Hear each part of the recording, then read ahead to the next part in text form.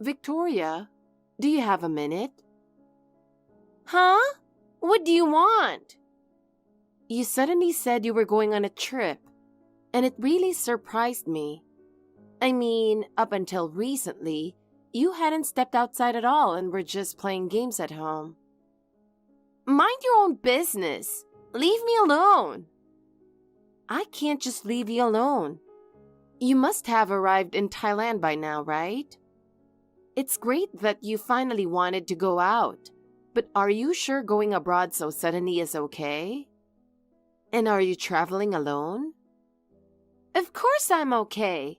I'm an adult now, and even though I'm unemployed, I'm not a shut-in. Stop butting in like you always do. You're not even family. Don't say I'm not family.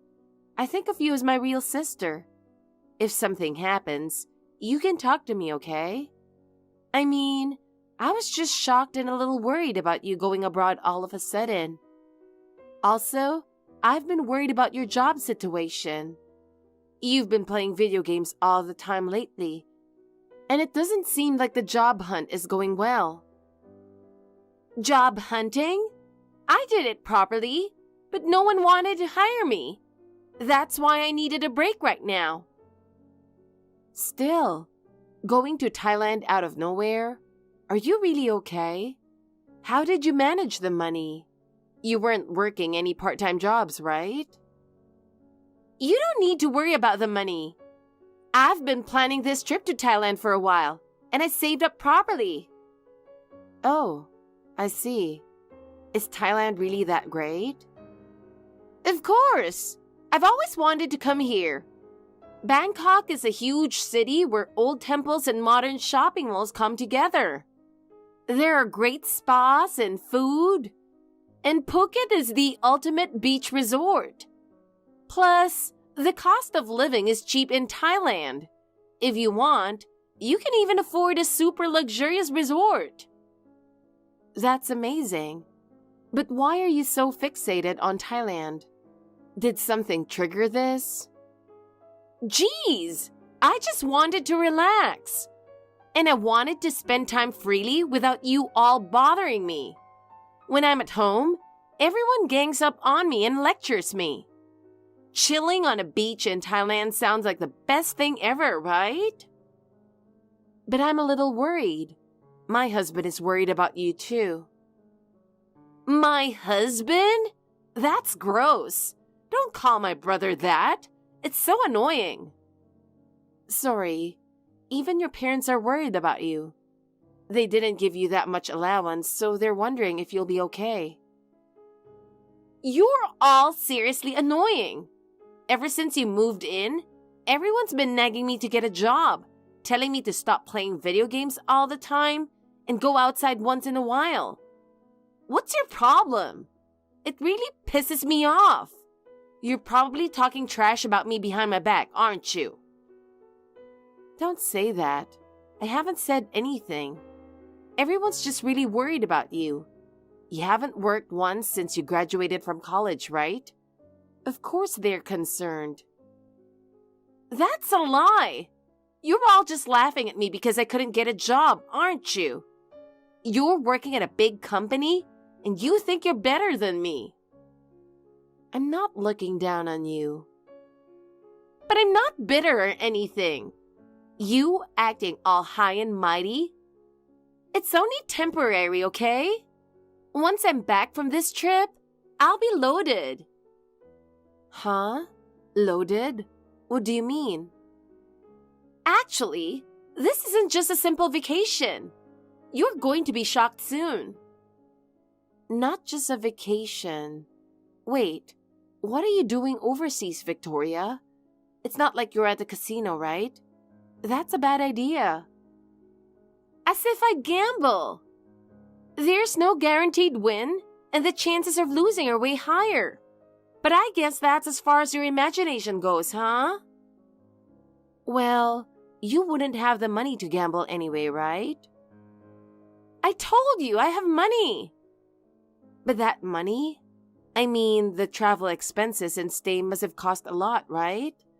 You're not working, so how did you get the money? There you go again, talking about money, money. In the end, you're more worried about the money than about me, aren't you? Don't worry, I didn't take out a loan or anything.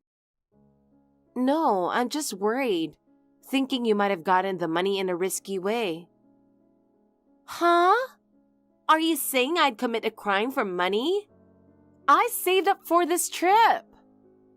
Saved up? From the allowance your dad gave you? You seem to spend a lot on in-game purchases. So how did you save up enough to go abroad? I actually saved it, so quit doubting me. What? You don't believe me? You're the worst. Seriously? I don't know why my brother married someone like you. I mean, he's got a cute little sister like me, yet he brought home someone who looks like Marilyn Manson. Is that because I wear too much makeup? Exactly. I guess you're trying to hide wrinkles and spots, but you're caking on way too much foundation. No matter how much makeup you wear, you can't cover that ugly face of yours. More like a monster or maybe a demon. Actually, in your case, maybe more of a zombie than a demon. Ever since you came into our lives, nothing good has happened. Even my brother's been acting weird, like he's under your control or something. Maybe I should call an exorcist to kick you out. Hearing that really hurts. Well, feel hurt if you want. It's got nothing to do with me. Honestly, I wouldn't mind if you just disappeared. Don't say things like that. Jesus, this is so annoying. I'm supposed to be enjoying my time abroad, but now you've ruined the vibe. What are you going to do about it?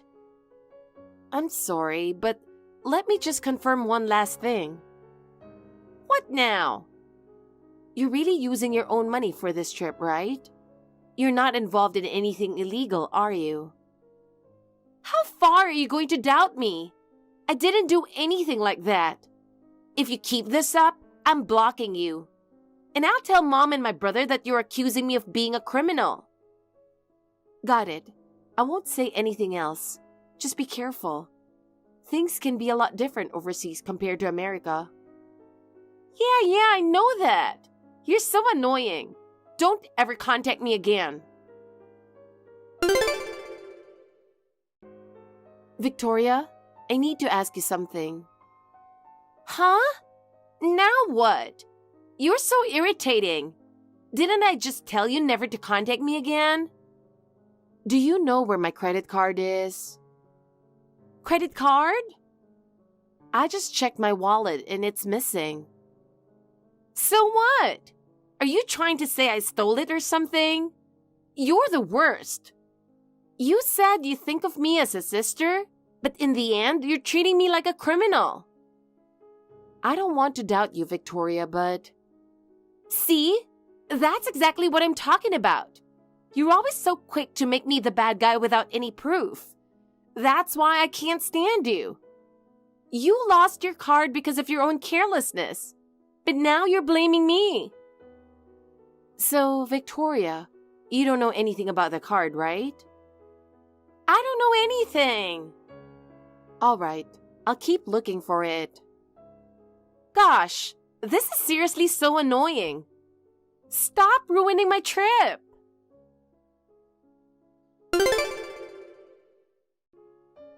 Victoria, do you have a minute?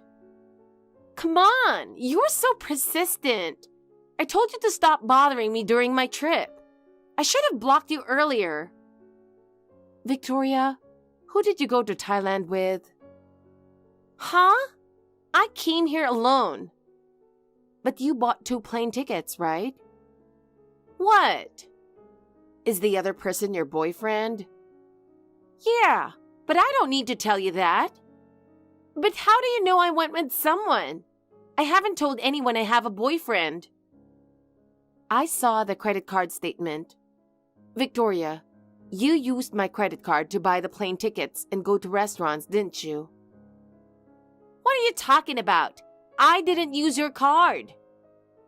It looks like over $6,000 have already been spent. What? How did you find out? So it was really you, Victoria? Why are you so sure it was me? The statement doesn't arrive until the end of the month.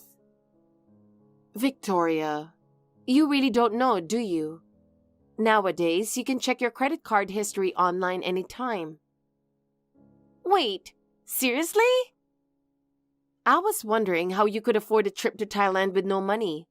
So you've been traveling on my card the whole time, for both of you. Well, now that I'm caught, whatever. Yeah, I heard you need a card for safety when traveling abroad, so I borrowed yours. I'm unemployed, so I don't have a credit card. Unbelievable. Was going on this trip so important that you had to resort to this? Using someone else's credit card without permission is a crime, you know? You should have worked and saved the money yourself. Shut up! It's your fault for not managing your card properly. Maybe I wasn't careful enough, but I never expected it to be stolen from inside my own house. Oh, come on! An overseas trip funded by my useless sister-in-law's card is the best. I'll keep using it all I want starting tomorrow too. And no matter how much you cry, I won't give it back. That card's already unusable. Huh? I reported it to the card company as fraudulent. When? As soon as I realized the card was missing. What? Why'd you do that? Why? If you lose a card, the first thing you do is contact the card company. But you knew I was using it, so why'd you cancel it? You just want to make things harder for me, don't you? You're lying about being worried. Now I see your true colors. You're seriously the worst. Just hurry up and divorce my brother. Why didn't you just tell me? I get it, Victoria. You're a girl, and of course, you'd want to go on a trip with your boyfriend.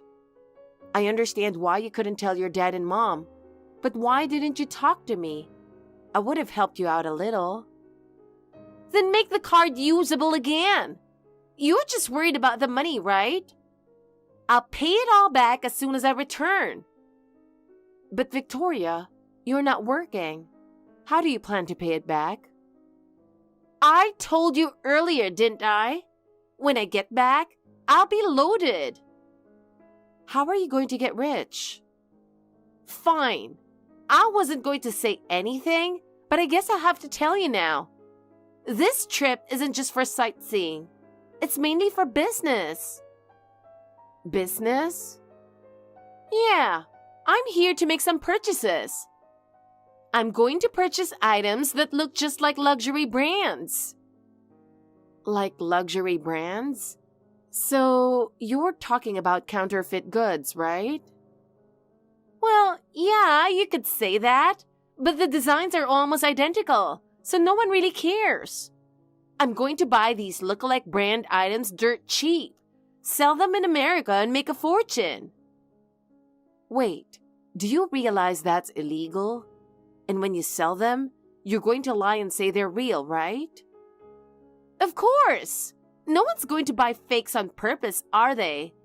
You're seriously not worried about the law or anything, are you? Everyone's doing it, so it's not a big deal. Just check out those resale websites. There are tons of lookalikes being sold. But that could be trademark infringement or even fraud, you know? Jesus! You're overthinking this. Regular people can't tell the difference, and no one's complained so far. Plus, even if they're fake, the quality is really good. You can hardly tell them apart from the real ones. Victoria, are you sure this is okay? Wait, were you planning to use my card for this too? No, I wouldn't go that far. My boyfriend said it's risky if they trace it. So I tried to get a cash advance, but the card has a limit, so I couldn't. That's why I'm using the shopping credit to turn it into cash. Don't worry. Turning credit into cash is a violation of the credit card's terms, you know? Only serious people worry about stuff like that. My boyfriend and I have planned this all out, so there's absolutely no problem. But it could become a problem, you know? If they find out you're selling fakes, couldn't you get arrested? You're blowing this way out of proportion. My boyfriend showed me how to do it all properly. Not only does he know how to keep it hidden, but he also knows how to handle the resale without getting caught. Is all of this his idea? Yeah, he's super smart. I met him through an online game actually. When I told him I didn't have enough money for in-game purchases, he taught me this whole method. He even told me how to book plane tickets with cards under a different name. He's seriously the best. Thanks to him, I'm enjoying this overseas trip on my clueless sister-in-law's dime. He's literally guiding you into committing a crime. Is he with you right now? No. When I told him the card wasn't working, he went ahead to make the purchases. Wait, so you didn't give him all the cash for those purchases, did you? Huh? Of course I did. It's for the purchases. He's probably not coming back. This sounds like a scam. He probably realized something was up when the card got canceled and ran off. No way! We're totally in love. We promised that once we made a huge profit from this trip, we'd have a luxurious wedding and live in a mansion with a pool. That's why I don't need to work like you do. Victoria, just try contacting him, okay? What? Are you trying to say he's scamming me?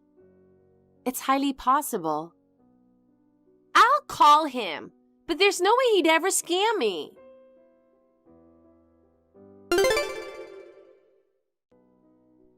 What should I do?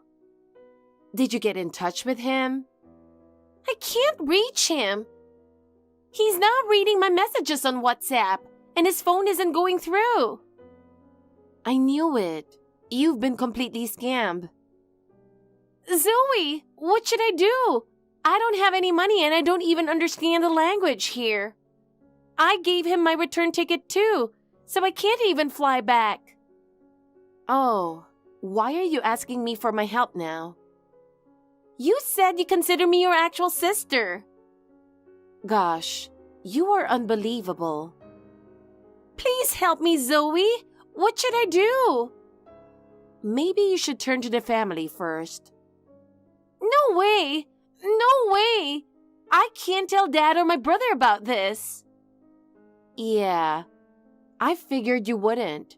But asking me to help you out? I mean, I'm just a stranger, right? Didn't you say that to me more than once? Don't say that!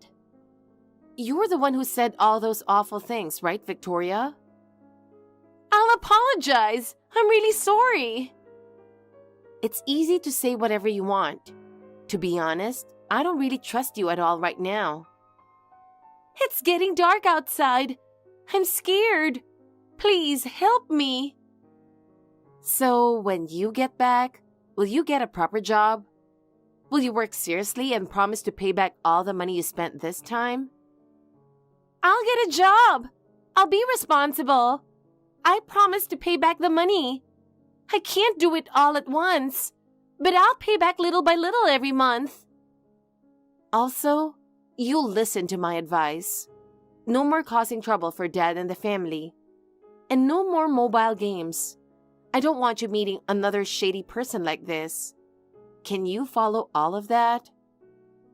No more games? Fine. I'll quit. You can check my phone every day if you want. I'll never go against you again. I won't cause any more trouble for my parents either. If you break any of these promises, I won't forgive you. I'll tell your dad and everyone everything. Maybe I'll even file a police report for theft. I swear, I'll keep my promise. So please, don't involve the police. And don't tell Dad or my brother. Okay. You're crying way too much. Your makeup is a total mess. Your eye makeup has smudged, and now you look like a panda. Totally ruining that cute face of yours. Huh? How do you know that? Are you watching me through a camera? Is my phone broken? It's not a camera, silly. Look at the window seat at the cafe right next to you. Huh? Zoe, why are you here? No way. Well, I came here too. You suddenly said you were going overseas by yourself, and I just couldn't sit still. From the card history, I had a pretty good idea where you were. Plus, I travel here a lot for work, so I know my way around. You came all the way here because you were worried about me? Why would you go that far? I told you, I really do think of you as my sister. I had a bad feeling, and before I knew it, I was on my way. Now, help me come up with an excuse for Nathan. Also, it's kind of weird to keep texting each other while we're sitting this close. Come on in. I'm really sorry. I guess I felt like I was losing my brother and I was jealous. And I hated how Dad kept telling me to be more like you, Zoe. So I've been taking it out on you all this time. I get how you feel, Victoria. I have a brother too. When someone who's always been so kind to you suddenly shows up with a girlfriend, and you see them being close, it makes you jealous. It feels like they've been taken away. You've always been kind to me even though I couldn't be honest with you. I just couldn't bring myself to be straightforward. I'm sorry for causing so much trouble. It's okay. Let's just talk face to face now. I'll order us some drinks. What would you like? Zoe, thank you. I love you.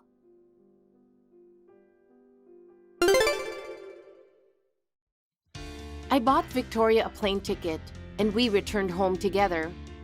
My husband and in-laws were curious about why we were together, but I managed to make an excuse, saying we just happened to run into each other overseas. And somehow they believed it.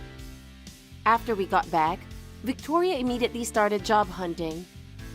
At first, I wasn't sure if she was really sorry, but it seems like she's truly changed. She completely stopped playing mobile games, and once she found a job, she started working seriously. Of course, she's been paying back the money she used little by little. Now, Victoria and I have grown really close, and we even go out or travel together like real sisters. My husband and in-laws are scratching their heads a bit, since we haven't had the best history. But the atmosphere at home is brighter, and everyone seems relieved.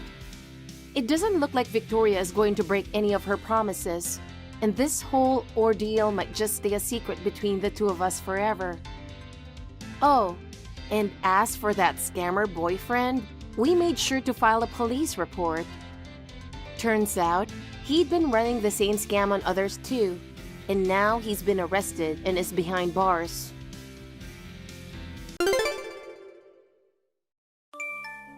Hey sis, this is you, right? What? It's definitely me, but when did you take this picture? I knew it. I thought this plain and dowdy look was you.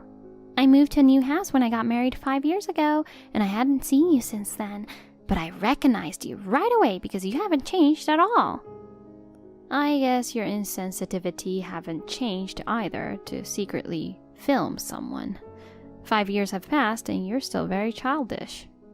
You're a terrible person to say that. No wonder I was able to steal Henry from you. I thought you learned from that and become a little more modest.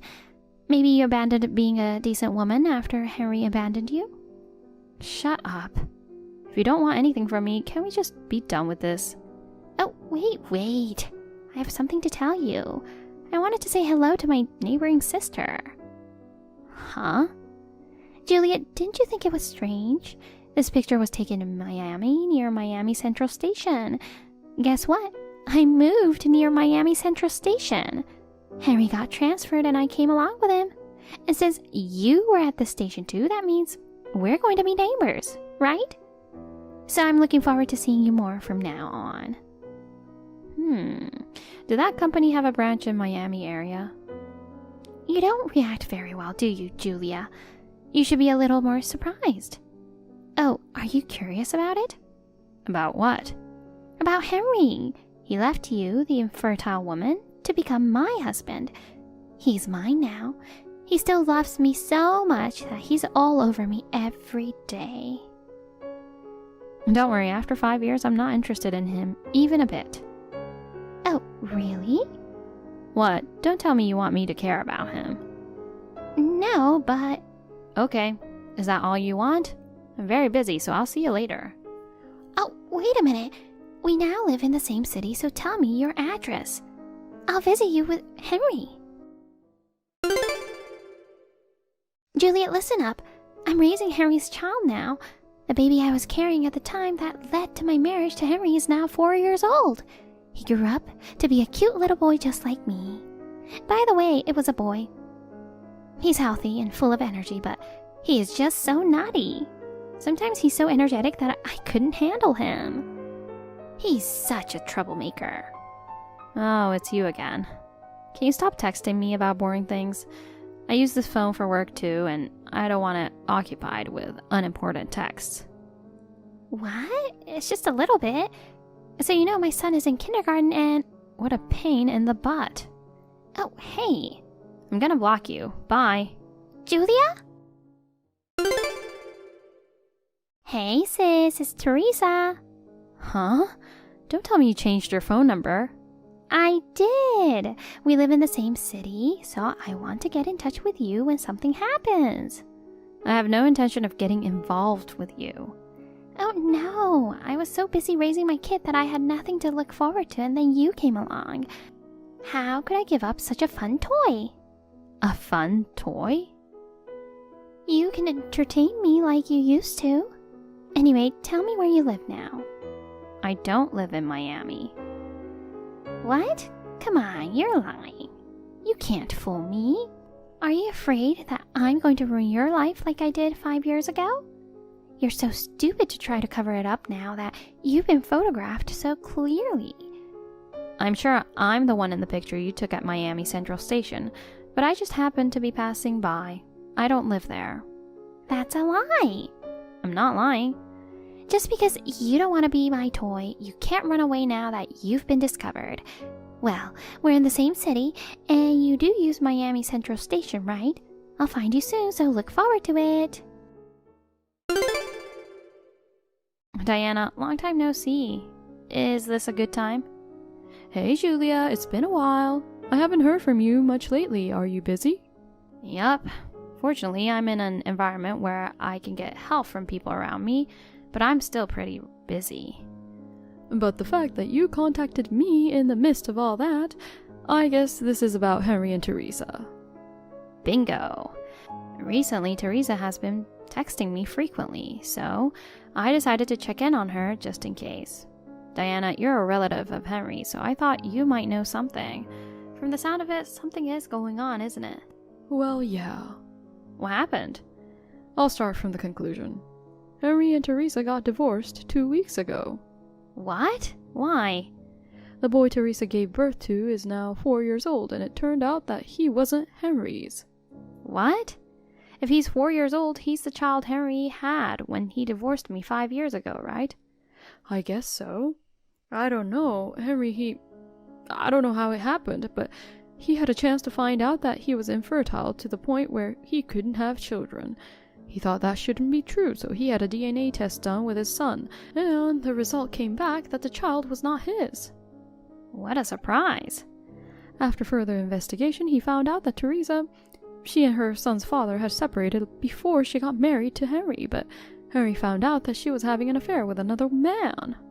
In the end, Henry and Teresa got divorced because of Teresa's infidelity. Really? By the way, it's a long story. Oh, there's more? I don't want to keep texting. You're busy too, right? I think it would be better if we finish up our chores and talk on the phone at night. Yeah, let's do that. I'll call you after 9 p.m. How's that? Okay, talk to you later. Diana, thank you for telling me. I had no idea what was happening. Glad you told me. I'm glad the information was useful. By the way, Teresa, she never learns, does she? Well, it's only a few more days for me. If I don't hear from her, I'll just leave it alone, and if she tries to get involved again, I'll just warn her and say bye-bye. Hey sis, Oh wow, my son was so full of energy today. That's because my in-laws promised to take him to an amusement park. So he was so excited. We're going next month, but he's already imitating roller coasters. A 4-year-old is too short to ride a roller coaster, right? He might cry if he can't ride it, so what should we do? I'm having a hard time deciding how to calm him down. I'm happy that my baby is growing up, but I'm not so happy that he's too energetic, you know. But that's cute too. I see. Whoops, I'm sorry for bragging about my child to you who can't have children. Do you feel anything when I brag about it? I mean, you'll never understand the joy I feel.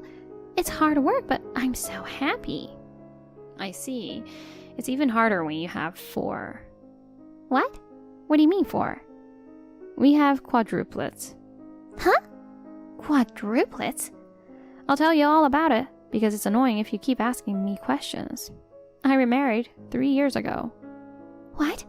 Oh, quadruplets are the kids of the guy you remarried to? No, they're not. I gave birth to them. What? Quadruplets mean quadruple the workload, quadruple the money, quadruple of everything. And that makes it 4 times as much fun. Fortunately, my husband and I are able to make ends meet with our current income and the support of those around us. Raising children is hard work, isn't it? You have babies despite being infertile? How did you do that? It's just that I wasn't actually infertile. Huh? Wait, but you and Henry got divorced because you couldn't have a baby after 3 years, and apparently you were infertile. Then I got pregnant with Henry's child. Yeah, so at the time, with your baby in the belly and all, I got alimony and agreed to get divorced. But the fact was, I've never had a fertility test. Oh, really? After 3 years of marriage, I was still not pregnant, and I was thinking about getting a test. But we got divorced right at that point, so I never had a test. Oh, I didn't know that. So in the end, I heard that Henry was infertile. What? You knew? I only just found out the other day. You went to the trouble of looking into it? Because, you know, it's been 5 years, and you're suddenly annoying me just because you saw me at Miami Central Station, and that made me wonder if something was going on. So I contacted someone who seemed to know what was going on. She told me the whole story of how you and Henry found out that Henry was infertile and how things escalated into drama. You're not telling me that you heard about my child, are you? Of course I heard about it. The child, who turned out not to be Henry's, was taken in by your ex-boyfriend, the real father, just the other day. Your ex-boyfriend was surprised that you had a child because he was dumped of being poor. But he took the child in saying, I have a stable income now, and I'll take full responsibility for raising him. You know too much details.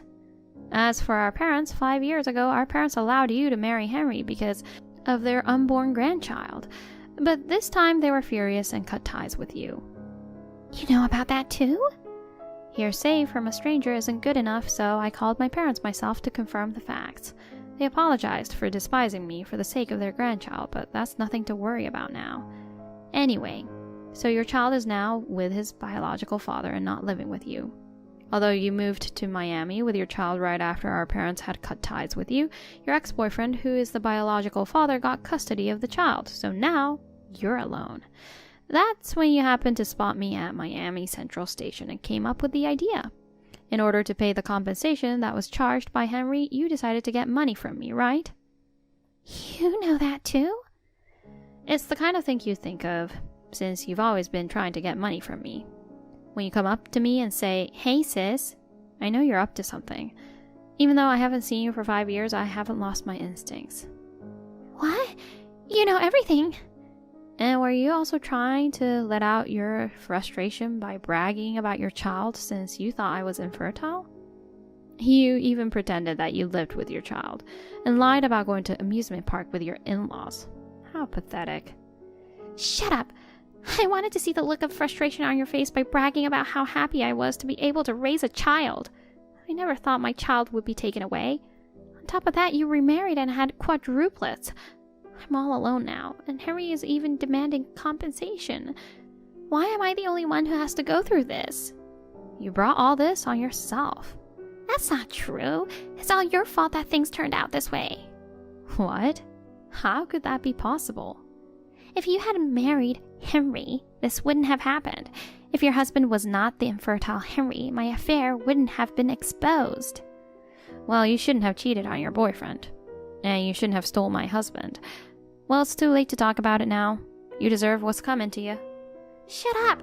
I'll never forgive you, Julia. You'll see, I'll get my revenge. Hey, why wasn't it you? What? I did some serious investigation and found out where you lived. When I went to check it out, I found a totally different old lady living there. What are you doing? That's not going to work. Because it was near Miami Central Station and I was sure that was your house. I told you before, I don't live in Miami. But the only reason I was in Miami last time was because I was visiting my husband's parents. My mother-in-law told me to leave the quadruplets with her and take a little break. I took her offer and was out shopping by myself. I didn't expect you to be there filming me. My husband's parents don't live near Miami Central Station, and I changed my last name to my husband's, so there's no point in trying to find where I live using my maiden name. No matter how hard you look, you'll never find me. Then where are you? Tell me your current address. No way. Why not? You're too stupid to give your address to someone who's publicly stated that she wants revenge, especially when you have a family to protect now. I'm not some invincible woman who's been cut ties by her parents and had her kid taken away. Don't say that. I'm your little sister. So? So help me. I told you I'm all alone. Yeah, this is a good opportunity. Huh? I think it's a good opportunity for you, Teresa, who's only thought about living by leaning on people with money. I think it's a good opportunity for you to live on your own. What's that? Where are you, Julia? We're going to be in the sky from now. Huh? In the sky? Tomorrow we'll be over the sea. Huh? You mean you're going to live abroad? My husband works for a foreign company. Even though Miami is a big city, considering the risk of encountering you, I decided it's not safe to have my husband's parents' house there. So we're moving with his parents to the country where the company is headquartered. No way! Bye-bye now. Wait, hey, Julia, to tell you the truth, I broke the window of a woman with the same name as you. I thought you were living happily with your quadruplets, so I couldn't help but to throw a rock at you. The woman found out and is going to call the police, so I need you to come and take me home. Julia, you have to answer me. You don't want me to become a criminal, do you? Come on, Julia! My sister who threw a rock at an unrelated person's house. She was safely taken away in a police car and charged with compensation. She should have given up after that, but she was so persistent that she tried to identify my husband's company this time. She repeatedly attacked an unrelated foreign company. How she did it without knowing my husband's name is a mystery. What is even more mysterious is that she fell in love with an employee at one of those companies. But that man was married, I heard. His wife found out later and Teresa was charged compensation. Hearing such a story from Diana, I could not hide my giggle. I decided to educate our quadruple as well so that they would never become such bad people. You, where are you now? Hey, Sadie, why aren't you answering your phone? Where are you hanging out? Conrad, I was shopping and just noticed. What do you mean by not being home yet? I didn't stop anywhere. I went to the supermarket on my way home from work as usual. You seem to be home earlier than usual. What's the matter? That's unusual. What? It doesn't matter when I come home, it's up to me. Yeah, I don't mind. I'm just doing my usual thing at my usual time, so I'm not doing anything that would make you angry. If you have time to argue with me about every little thing, just finish your shopping and cook dinner. Yes, yes, yes. You haven't even drawn my bath yet. I'm doing it after I get home from work, like I always do. You're supposed to finish before I get home. I can't do it any earlier. I work too. Damn it. You say this and you say that. You're really not that loving. That's why both me and Kayla dislike you. You're the one who made her dislike me. Huh? Don't blame me for making you disliked. Kayla says she's hungry too, and she's irritated because of you. Do you want Kayla to hate you any more than this? Okay, I understand. You want me to cook dinner. Okay then, I'll finish my shopping and go home. Hey, Dad, I've been thinking about this for a little while now. You don't really need that old lady anymore. What's wrong all of a sudden, Kayla? Where are you now? I just got off work. I'm on the train going home. Oh, well, you must be tired. So what do you mean we don't need her? It's been a year since Grandma died. I'm going to start working this fall. The company that offered me a job is a little far from the house. I'm thinking of taking the plunge and living on my own. What? In other words, if you get rid of the old lady, you can marry that beautiful girlfriend of yours and have a lovey-dovey newlywed life. What? Oh, you knew about her? I happened to see you holding hands in front of the station about 3 days ago. She's younger than Mom, she's beautiful, and she's so much nicer than her. Are you thinking of remarrying her or something? What? Well, it's not that I haven't thought about it. That's definitely the way to go. You should just get rid of that old hag. I'm rooting for your love, Dad. Oh yeah, right. Thanks. Hey, old lady, what are you doing spacing out at home? You know it's my day to move into an apartment. Good morning, Kayla. Of course I know. Should I help you with something? Give me a break. I don't want you touching my stuff, so don't be at home today. What? I don't want you helping me, and I don't want you to see me off. Don't come home until I leave. Oh my god, you really have grown up to be a hopeless child, haven't you? Huh? Well, that's understandable. I guess it's the result of more than 20 years of upbringing by that wife bully of a grandmother, and your father is like that too. What's that? I don't get it. Don't badmouth my favorite grandma and dad. Yes, I'm sorry. I don't expect you to understand. Don't worry about it. I'll do as you ask. Maybe I'll just go and do all my own errands too. Why don't you just get out of there? You're in the way. Hey, Sadie. You know it's Kayla's moving day today, right? Yes, I do. Of course I know. She's been working hard all morning packing her stuff. You're her mother too, after all. What the hell do you mean by not helping her? I can't believe you went out today. I asked her if she needed any help. She said she didn't and didn't want me to see her off. And she told me not to come home until she had left. So I decided not to come home until this evening. If you have a problem with that, please check with her first. Oh, so that's how it is. She told me suddenly this morning, so I haven't been able to prepare dinner, do laundry, clean, or anything. Well, today is special. I'll let it go this time. I see. Thanks for that. Well, I have some things I need to get done, so you won't be able to reach me until tonight. I see. Do as you please. Yes, I'll do as I please.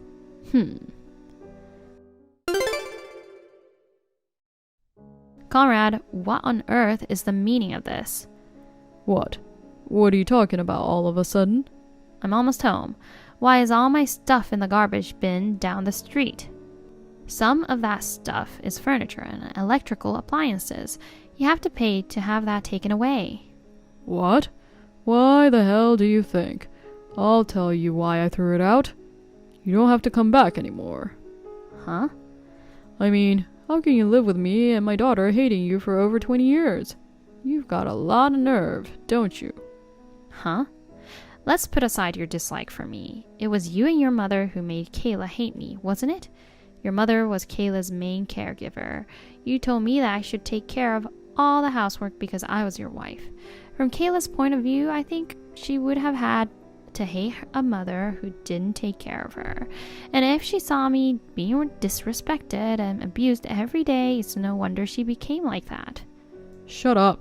Anyway, Kayla is now a working adult, and I have no use for you as a housekeeper. Get out. Okay, I'll leave. I have no choice.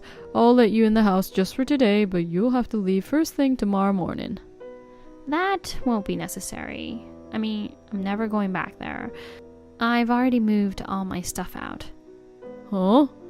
I don't want you to misunderstand me, but I'm not talking about the stuff that's in the garbage. I decided to take Kayla's move as an opportunity to move in the near future. I have already signed a contract for a new house. As of yesterday, I had sorted out what I needed and what I didn't. So during the day today, I moved only the things I needed to move to the new place. I was gonna throw away the rest of the stuff I didn't need when I got back today. But since I was told not to come back, I'm not going to go back there. I'm just going to turn around and go to my new house. So I'll leave it to you to dispose of the things I don't need. Hey, what are you talking about? I'll let you take care of the stuff that's supposed to be paid to have taken away. So, what are you saying? It's true, I just told you to get out. What you're saying now is that you were ready to leave even before that? That's pretty much right. Huh? Perhaps you forgot? A little over a year ago, a couple months after your mother died, you asked for a divorce, didn't you? I did? But at that time, Kayla was just about to start job hunting. I was concerned that our family situation might affect her job hunting activities. I suggested that it would be better to wait until Kayla graduated from junior college, and you agreed. We decided to postpone the divorce by 1 year so that it would be around the time of Kayla's graduation from college. Come to think of it, I do remember that conversation. As for the financial part of the divorce, I have hired a lawyer. From now on, let's discuss it through the lawyer. Oh, you went to the trouble of hiring a lawyer? Yes, we've been married for over 20 years after all. I'm sure there are a lot of things that a layman wouldn't understand, such as the division of property. I think it's best to leave it to the professionals. It's kind of a pain in the butt, but you've already asked them, right? Yes, I did. If it's too pain in the butt, I think it's even a better reason to use a lawyer. If we do it on our own, well, we will probably just disagree, and it'll be a waste of time and effort. I guess I don't have a choice. Okay.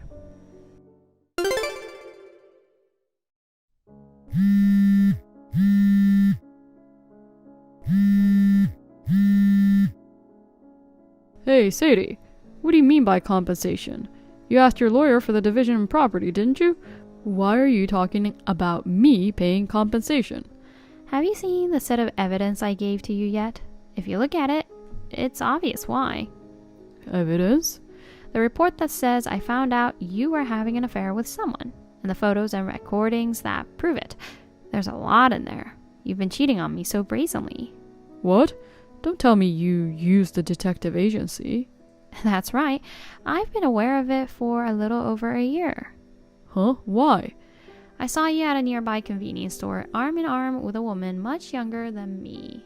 If you're going to cheat on me, you should at least do it in a place where you won't be noticed. But a nearby convenience store? I was really being taken for a sucker, wasn't I? Stalling the divorce for a year gave me time to prepare and investigate. It was a successful plan. What the hell? Because when you asked me for a divorce, it was right after I found out about the affair. I wasn't prepared for it. Oh, come on. So you're saying I was being set up? And don't talk like that. I'm not lying about what I did for Kayla. So that's what's up. From now on, I'd like you to go through the lawyer to contact me. Also, I won't renew the lease next time, so please move out by the end of this month. What? I've already moved out of the house, of course. It seems you haven't prepared anything yet, so you'd better hurry. Wait, why did you just decide on your own not to renew? I still live here. I don't know if it's revenge for me kicking you out or what, but I'm the tenant.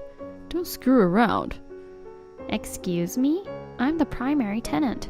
Huh? When your father passed away 5 years ago, we had to change the tenant agreement, but your mother was a housewife. And you also thought the procedure was a hassle, so you threw it all on me. You didn't even sign the documents, no matter how many times I asked you to. I had no choice but to become the tenant, and so that's how it happened. Since then, I have paid the entire rent of $1,200. What? Don't tell me you were unaware of it all along. Well, since you mentioned it, the rent was never deducted from my account. Well then, that's that. I've already completed the cancellation procedures. I think you'd better hurry up and arrange to move out.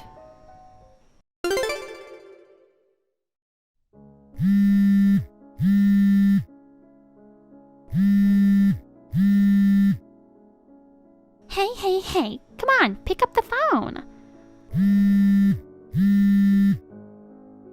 What on earth is going on at this hour? Old lady, you finally answered the phone. I just got a call from my dad. What the hell is going on? If it's about the divorce, I agreed to it. But since your father cheated on me, he's going to have to pay compensation. No, not that. I'm all for divorce. I mean, what kind of mother would get rid of the family house? What? I don't have a daughter. Huh? You're saying that just because you divorced my dad, you're cutting ties with me too. Do you call yourself a mother? So I was never your mother to begin with. What? What's that? I would have thought you would have been informed by now, or at least aware. What? What do you mean? I'd have to ask your father for the details, but your mother, who was very frail, died suddenly when you were 2 months old. What? Are you sure you're not my real mother? Yes, I am. I guess you didn't know. I thought you hated me even more because you were aware. Because you never told me. Your father and grandmother wanted to replace your real mother with anyone they could find, so they turned to me. A month later, I, who had originally been hired as a live-in housekeeper, became his future wife. Only a month after my own mother's sudden death? You mean Dad really liked you? No, that's not what I mean. I grew up in an orphanage, was a lifelong solitary, as I'm sure someone told you. Back then, I was naive enough to think that if I got kicked out, I'd have no place to go back to, so I had no choice but to do what they said. All I was expected to be was a formal mother and a free housekeeper in the name of wife. In that house, my opinion counted for nothing. I wasn't even allowed to take care of you. Seriously? So I was raised by my grandma my whole life?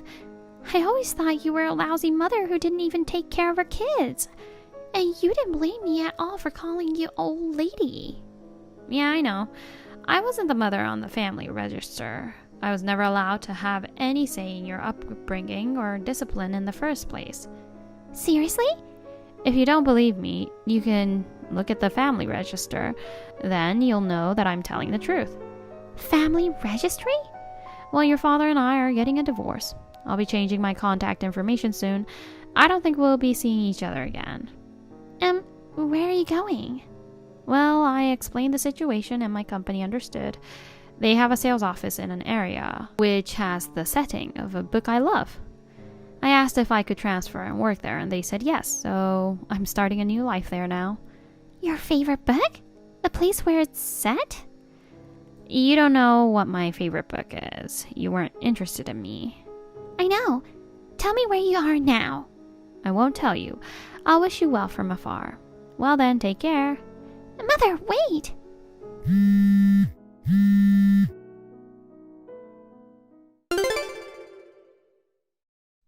Dad, I'm confused. What's wrong? Did something happen at the new place? I don't know, it's all so complicated. I don't understand. What? I don't know how I feel about myself or you or my grandma. I don't know what's going on anymore. Kayla? I've always hated Mom, but you and Grandma made me that way. So it was you and Grandma who were really bad. What's wrong with you? Did your mother say something to you? Oh, by the way, I haven't told you where I moved to yet. Oh yeah, that's right. Where? This is where I'm going to let you just fade away. Huh? What? Goodbye.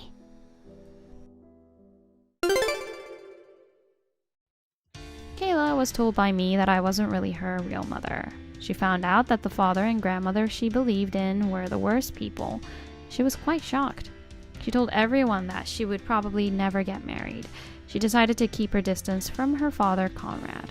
And Conrad? According to our acquaintance, he was dumped by his young fling.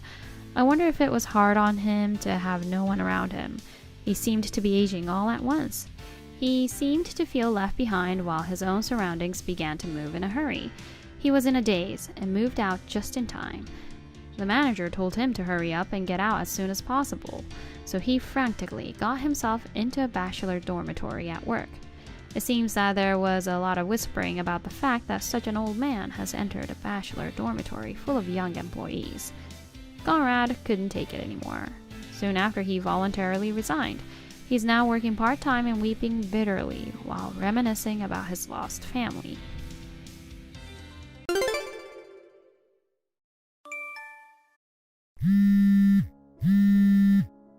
Sarah, it's already late. Where are you and why haven't you prepared dinner? Sarah. Hi, Diane. I'm picking up Janet now. Picking up? Yes, because every Wednesday she has piano lessons. You know that, don't you, Diane? Oh, yes, that's right. Then what about my dinner? When are you coming home? I made dinner this morning. It's in the fridge. I just have to reheat it. It will be ready when I get home. How many times do I have to tell you? What? I've told you since you moved in with me. I told you to serve the food freshly prepared. Well, it's impossible to serve freshly made food when I have to run errands in the evening. Can't I just prepare it beforehand? I'm starving and I want to eat right now. You're an insane daughter-in-law as always. It's already past 7 at night. Aren't you ashamed of being a wife playing around at this hour? I told you earlier, I'm here to pick up my daughter. I'm not playing around. If you're hungry, go ahead and eat. Just heat it up in the microwave and it's good to go. Oh my. You want me to microwave it? You're trying to boss your mother-in-law around? Well, anyone can use the microwave, right? Are you saying you don't even want to do that? You really are a cocky daughter-in-law, aren't you? It's a daughter-in-law's job to cook and put food on the table. Yet you try to make me do it. When I was young, I never disobeyed my mother-in-law. I used to say yes to everything she told me to do and obeyed her. Well, what should I do? Do you want me to tell my daughter to quit piano? I'm not asking Janet to quit piano. She has a talent for music just like me. But I don't think it's a good idea to send her to lessons at night. If it's earlier in the day, you can cook dinner too. I'm working. I can't drop her off and pick her up during the day. If you insist on changing the lessons to earlier time, I'll have to ask you to pick Janet up. I don't want to. Why should I, your mother-in-law, take your place? So, it can't be helped that the lessons are at this time. Please, put up with the pre-made food for just once a week. Then why don't you quit your job? Huh? Even if you don't force yourself to work, you can make ends meet on my son's salary. You can't do proper housework because you're working. A woman working doesn't make much money. Quit your job. It's true that I don't earn much. We may be able to live on my husband's salary alone. But for the sake of my daughter's future, I want to work and save as much money as possible. Besides, my husband and I are paying for your living expenses. If you're not happy that I can't do housework properly, I'd like you to help me a little too. What? You want me to help you? I'm too weak to do housework. That's why we live together. But, Diane, you go out with your friends all the time, don't you?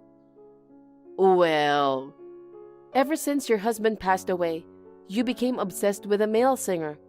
You go to his concerts and take the train to buy his stuff, right? You're doing well enough, aren't you? Shut up! Are you trying to tell me that I'm too old to be obsessed with a singer? He's my only reason for living. Don't meddle in other people's hobbies. I don't mean to deny your hobbies. I'm just asking you to put yourself in my shoes and help me do the housework while I work. My husband helps me on his days off, which is great. But it's really hard to do all the housework after working full-time. If you have the energy to go out and play, I'd like you to at least prepare dinner once in a while. You know, I worked hard enough when I was younger. I've given so much to my parents-in-law and my husband over the years. Why can't I just relax and play in my old age? Then please stop constantly criticizing my methods.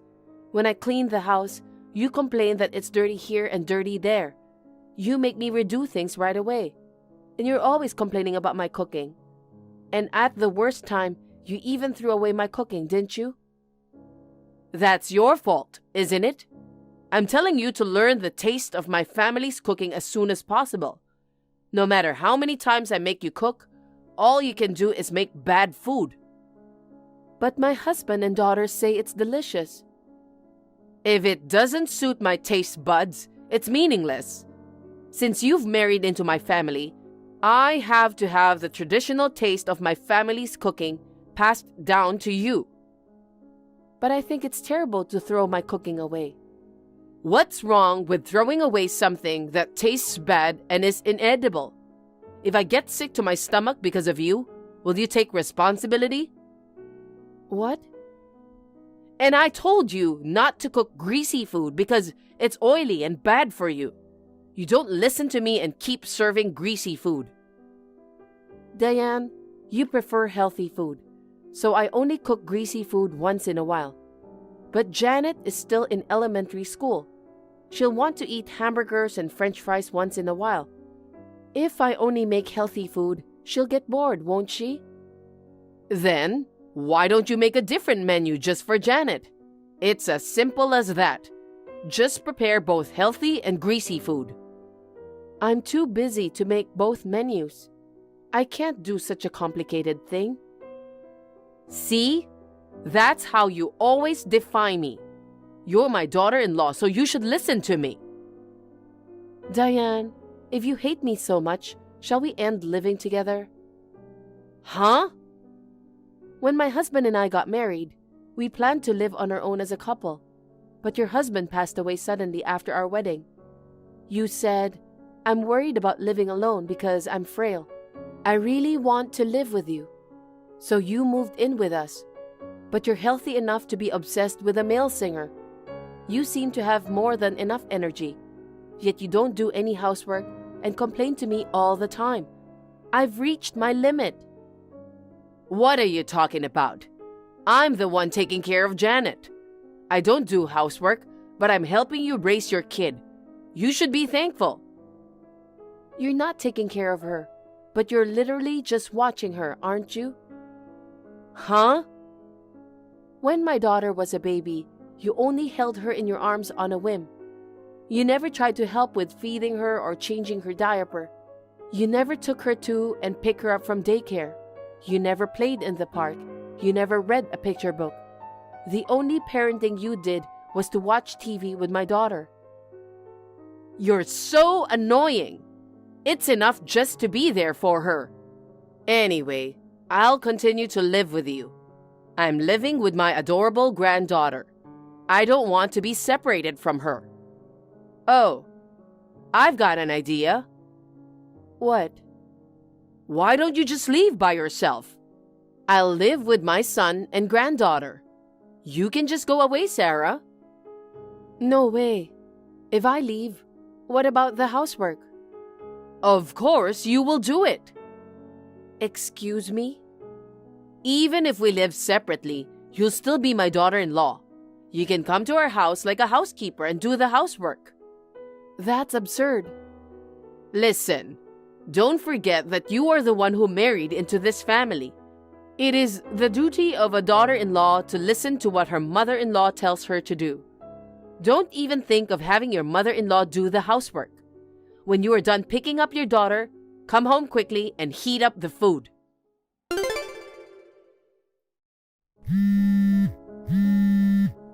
Hey, Sarah. I told you so many times, but you still don't get it? Sarah, where are you? Don't ignore me. Pick up the phone. Sorry, Diane. I'm in the middle of buying some groceries and didn't notice your call. You've been trying to reach me. What's going on? Don't play dumb with me. You've been harassing me like crazy. What? Harassing? I don't know what you're talking about. Huh? Are you still trying to get away with it? You're disgusting. I don't understand why you're upset. I have no idea. It's the food. What? What's that food on the table? Oh, that's today's dinner. I warned you many times, but you keep cooking greasy food again. You have no remorse. I'm sorry, Diane. It's a special occasion. Huh? All I have there is greasy food, but I'll prepare something else for you when I get back. You can't fool me like that. You were going to harass me, weren't you? No, I wasn't. I'll make healthy food as well. Please leave the food on the table as it is. Oh, I'm so pissed off. You take every opportunity to put out dishes I don't like. I really hate you. I'm not harassing you. Just today, please spare me the trouble. I have to drive now, so if you'll excuse me. Sarah! What a shameless daughter-in-law. That's how you make fun of me. I'll thoroughly punish you, Sarah. Remember that.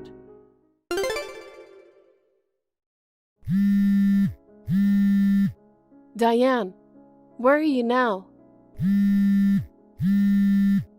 Diane? Oh, Sarah. I'm sorry I couldn't answer the phone. I'm out with a friend right now. When I came home, all the food I made was gone.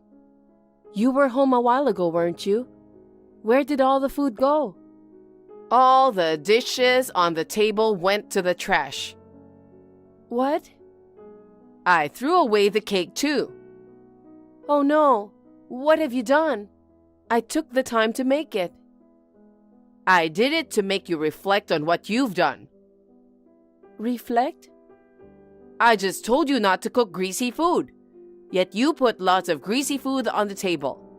There were so many greasy dishes like fried chicken and French fries. On top of that, there was even a whole cake full of whipped cream in the fridge. My doctor warns me that I'm overweight. I'm going to get sick if you make me eat that stuff. I was so mad that I got rid of them all. That's terrible.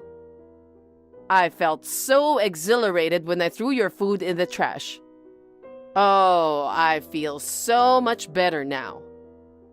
Diane, don't you know what day it is today? Huh? What day? It may be a very important day for me, but it has nothing to do with you, right? Excuse me? What are you saying? Today is Janet's birthday. What? I usually mainly cook healthy food, but just for today, I made Janet's favorite dishes. Janet's birthday.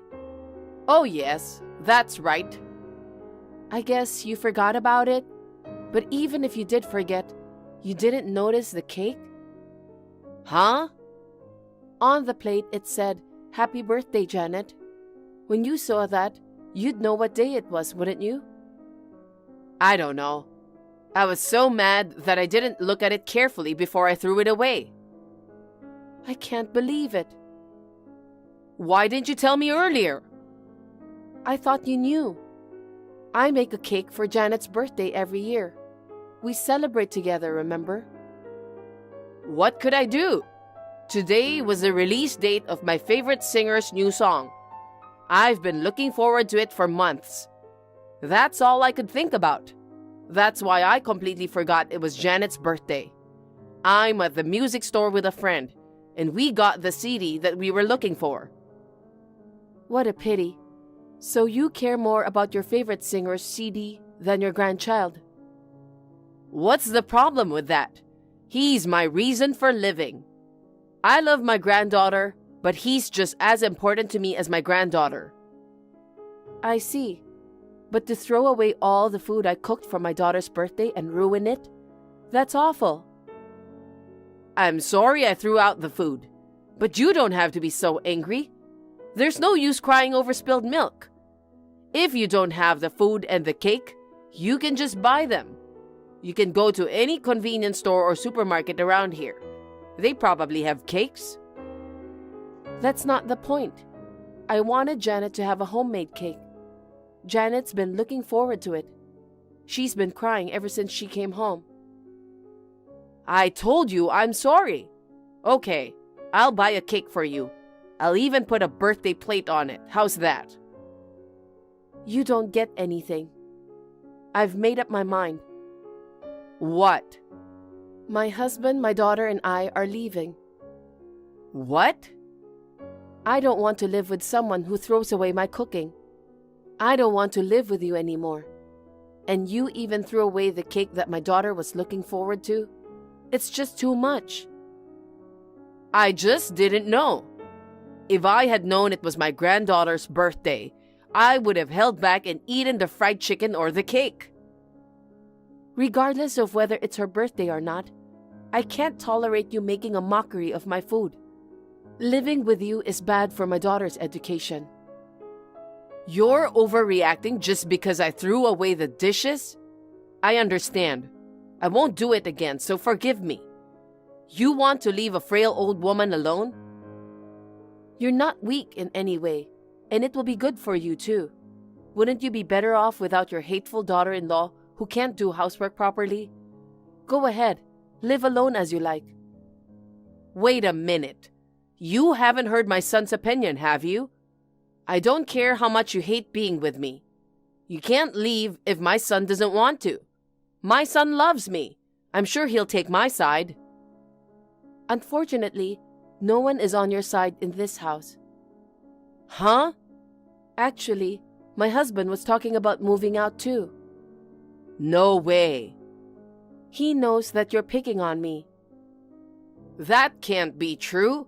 I've been a good mother-in-law in front of my son. You told my son on me? He was aware of it before I even told him. You must have been warned by him several times, but no matter how many times you were scolded, you continued to harass me. Even when I pleaded for you to stop, you continued to harass me as if you didn't care. You escalated your bullying. That's your fault, isn't it, for constantly challenging me? Huh? What I was doing was not bullying, but educating my daughter-in-law. I'm trying to educate you, but you don't listen to me at all. I've worked hard to win your approval. The way I clean, the way I season my food. I've done everything you told me to do. But no matter how hard I tried, it was all for naught. You gave me a hard time all the time. You made me redo the cleaning again and again, and you would throw away the dishes I made right in front of me. Then I realized you didn't want to educate me.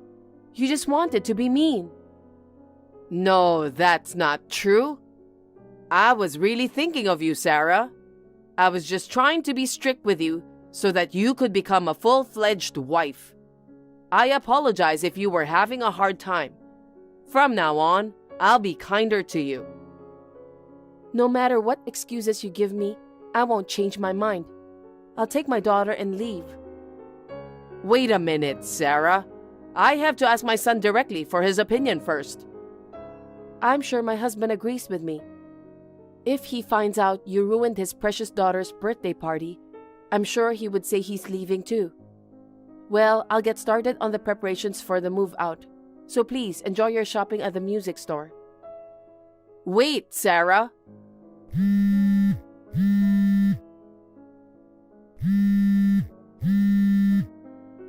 I apologize for everything I've done. Please, don't leave me alone. Shortly thereafter, I moved out with my husband and daughter. We moved into an apartment. Diane was left alone. She contacted me and my husband again and again, begging us to come back. Of course, we refused. My daughter also says that she absolutely does not want to live with her grandmother. So, we will never live with her again. Until now, Diane has been playing around and forcing me to do the housework alone. But now, she has to do the cleaning and laundry by herself. So, she is exhausted every day. In addition, now that my husband and I are gone, her only income is her pension. She is grieving because she can't go to her favorite singer's concerts these days. On the other hand, I am free from the stress of my mother-in-law and live peacefully with my husband and daughter. My daughter, who is now bigger than when she was living with Diane, helps me with the housework. So I am able to devote more time to my work than ever before. I would like to continue to cherish my family, and enjoy my life. Hi, Lisa. It's a short workday today, isn't it? Huh? Today is Thursday, right? The short workday at my company is Wednesday. I wasn't talking about your company's policy. It's a day for you to come home quickly and do your job as a wife. That's why I'm telling you to come home without working overtime. I've never heard that before. I've just decided. If you're not working late, you can leave early. What is that? You're thinking like, if you don't have bread, just eat cake. Anyway, come home early. Before you come home, go to the supermarket and get some groceries for dinner. When you get home, you prepare my dinner, clean the bathroom, clean the toilet, and mop the floor. You can't just abandon your duties as a wife because of your job. That's unacceptable. That's impossible. Huh? I have to go to a distant client tomorrow, so I'm not going home today. I'm leaving on the train. What? Do you think you can get away with such nonsense? It's my job. It can't be helped. I've already told my husband Frank. Besides, even though we live together, it's a two-family house. Your side of the family should do the housework. I'm really dumbfounded. What's your job? You're a woman. You don't have much of a job anyway, but you have the nerve to go on a business trip? Normally, when a woman becomes a wife, she should quit her job and take care of her family, right? And you've been married for 20 years, and you still don't want to be part of the family. Are you talking about that again? As I said before, I am in a position of some responsibility in my company. I can't just casually leave early or resign. You haven't believed me for a long time that I'm a manager. Of course I don't. It's insane for a married woman to be in a managerial position, and an incompetent person like you can't possibly be in a managerial position. I see. That's why I'm telling you to quit your job. It's not like you're making much money anyway, and the business will run smoothly even if you're not there. Besides, what's more important than anything else? I think the reason I don't have grandchildren is because you're working. You're in your 40s. You're on the verge of not being able to have a baby, so you need to get on with it. That's why I want you to stop working. If I stop working, I won't be able to make a decent living. Besides, I've decided not to have kids. I have my hands full with my life right now, and I don't see any way I can adequately raise a child. What are you saying? You still insist that you can't live on Frank's earnings alone? We've been having the same conversation over and over again. There's no way that's true. Oh my God, I really wonder why a woman like you came to me as a daughter-in-law. As for me, I'm having a hard time wrapping my head around the fact that you don't believe me even when I show you my paycheck stubs. Huh? My lunch break is over, so I'm going now. Hey Lisa, you said some terrible things to my mom. Terrible things? She said you took offense at her suggestions and lashed out at her. She's your mother too, even if she's your mother-in-law. Take better care of her. Respect her more. Oh my God. I guess that's what they say. Huh? I'm being told that I'm totally in the wrong and that my mother-in-law can talk to me however she likes. I don't think your mother was right. That's why I argued my point of view. I didn't want to give in just because I was dealing with my mother-in-law. Huh? It's not my mom's fault. You were embarrassed because my mom pointed it out, weren't you? That's why you took offense, right? If you honestly admit your guilt and sincerely apologize, I'll forgive you now. So apologize quickly. Yes, you're right. It's enough. I've put up with you for the past 20 years, haven't I? Huh? What are you talking about? About my side of things. I'm at a hotel on a business trip, reconfirming the documents I need tomorrow. I guess that's it then. Hey! I'm not done talking with you. Lisa, I heard you're on a business trip again today. Yes, I am. I heard you're coming back in 3 days. Yes, that's right. Is there any possibility of a change of schedule? I can't say for sure. It depends on the situation at the destination. Is there a problem? Nothing, just checking. Okay. Okay then. Frank, what does this mean? Oh? I just came back from a business trip. All the furniture and dishes in the house are gone, leaving only my things. And there's divorce papers on the floor of the living room. What is this? As you can see, I'm divorcing you. I talked it over with Mom, and we decided to start living separately, so we moved out. Did you do that on purpose? You know today is our 20th wedding anniversary, right? Yes, I do. Well, just because divorcing on your wedding anniversary is sad for you. That's not really an explanation. So you're saying that your mother agrees with the separation to divorce process? That's what I meant.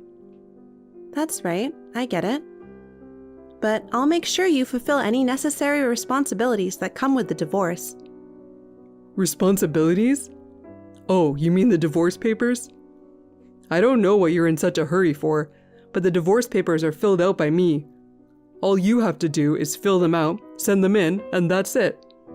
I'm fulfilling my last responsibility as your husband, filling out the divorce papers. Before you get on your high horse and start pointing fingers, you might want to check it out.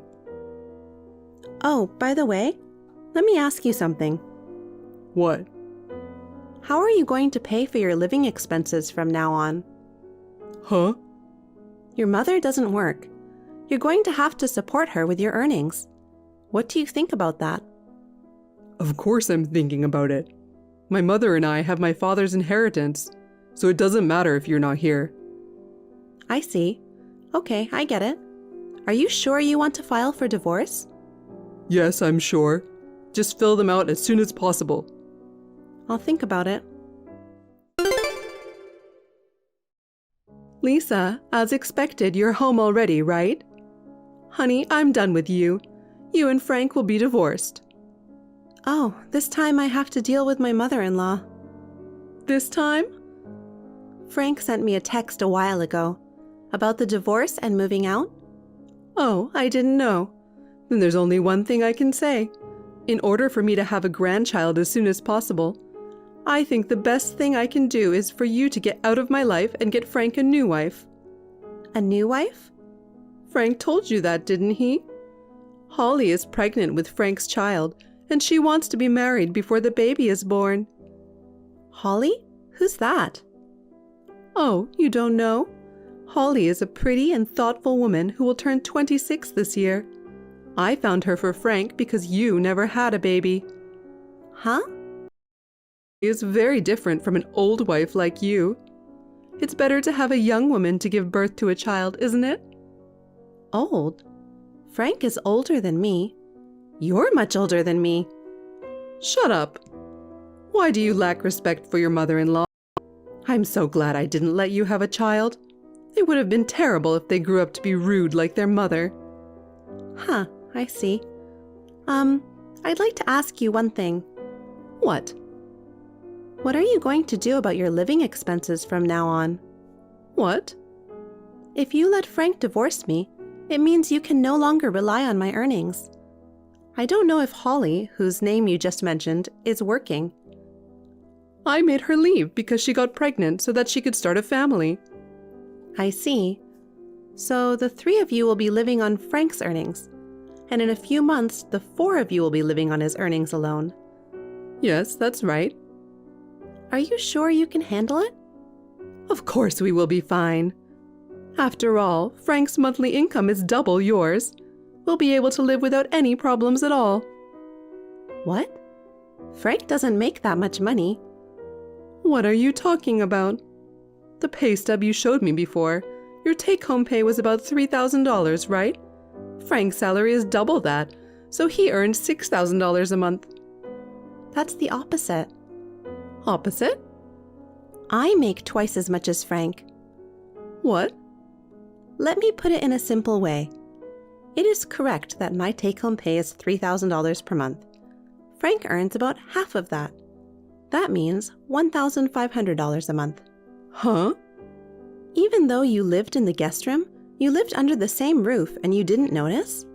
Your son has moved from job to job. In the 20 years since he married me, he has quit and changed jobs 11 times. 11 times? The longest one lasted a little over 3 years. The shortest one he quit after just 1 day. How can his salary go up like this? Why does he quit his job so quickly? Maybe it's because he's spoiled.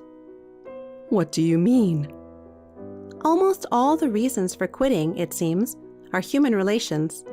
When I asked him about the details, he told me that he always quits because he gets into a fight with another employee. In the worst cases, they even grabbed each other and fought. I even paid compensation to the other party. I don't understand. But it's not my son's fault. He must have been bullied or mistreated at work. Then he has every right to be angry. I don't know what's really going on here. It's hard to imagine that he's been bullied at every one of the 10 companies he's left. Of course, there are times when people get into trouble when they work. But to resign after a fight on your first day at work is just too strange. I think it's more reasonable to think that Frank had a problem and that he was the one that started the fight. What if it's true? Why didn't you tell me earlier? Frank said he would tell you himself. I didn't hear about it. Frank probably didn't tell you. Anyway, because of these circumstances, he depended on my salary to live. So having a child was just a dream. When I was a newlywed, I wanted to have children too. Even though I didn't have the money when I was young, I kept thinking, when I get older and can afford it. I kept thinking about it, and before I knew it, 20 years had passed. Because Frank's salary did not increase, we had to give up on having children. Even if it weren't for that, I would have had to give up on having a child because my husband quit his job every time he had a fight or a disagreement. I can't think of raising a child because it's too unstable and random. And if something goes wrong and someone gets hurt and there is an incident, I would feel sorry for my child. Wait a minute. If that's true, why would Frank divorce you, the breadwinner? That's too stupid of him, no matter how much Holly is in his life. According to the text from Frank just now, he said he'll be fine because of the inheritance left by his father. Huh? Inheritance? There's no such thing and there never has been. I'm sure that's true. Your husband liked to spend his money. Anyway, why don't you talk about it with Frank face to face? It seems that you two overestimated each other's importance and depended on each other. You both seem to have left out important details. Hey, Lisa. I'll give you one last chance. What? Did you have a discussion with your mother? Yes, I did. I'll tell you how it went. No, I don't want to know. I'll tell you the only way you don't have to get a divorce from me. If you want to continue our relationship, you give me money every month. You're gonna give me and my mother everything you make. Do you understand? I have no idea what you're talking about. You're an idiot. Huh? I'll explain it to you in detail. From now on, Mom and I will be in charge of the household finances. I'll give you $50 as a monthly allowance, and you'll make do with that. If you agree to these terms, we won't get divorced, and I'll tell you where to move. Huh, I see. If you want to be a family with me in the future, you're going to have to put up with me treating you like an ATM. I can't because I'm going to live in England. Huh? England? A while ago, I was troubled by the fact that the company told me, or rather strongly implied, that I'd be transferred overseas. But you and your mother said you wanted a divorce and moved out. Thanks to that, I've made up my mind. Huh? So, I'm getting divorced, so I accepted the offer of an overseas assignment. I said yes today. What? If you are single, would you be willing to take a permanent assignment and be prepared to live there permanently? I was asked, and I said yes. I wonder if I'll come to the US only for short visits. Have you already filed for divorce? Yeah, I have already divorced. I stopped by the city office this morning before work and handed in the paperwork. You told me to file as soon as possible, so I did. No way. I found out I'm not going to get my father's inheritance, which I was counting on. How are my mom and I going to make a living now? Oh, yeah. By the way, I'm going to sue you for your infidelity. Sue? What? Why? I've never been unfaithful. Holly, right? Your mother told me everything. What? Even if she hadn't, I already was suspicious. That's why I had already been gathering evidence against you. It seems you decided to have this young Holly have the baby because I wouldn't have it. Have you ever thought about why I don't want to have children? Because your low salary and low sense of responsibility are not enough to raise a child properly. It seems that your mother has encouraged you to have a baby. You're going to have a hard time from now on. Damn. I've asked my lawyer to take care of everything else. I'm a stranger to you now. Oh, Lisa, wait a minute. Hey, Lisa, we got mail from your lawyer. How did you know where we moved to? That house is an empty house managed by your late husband's sister, right? What? She said, your husband and mother-in-law are living there without permission, and she complained to me. Why would she?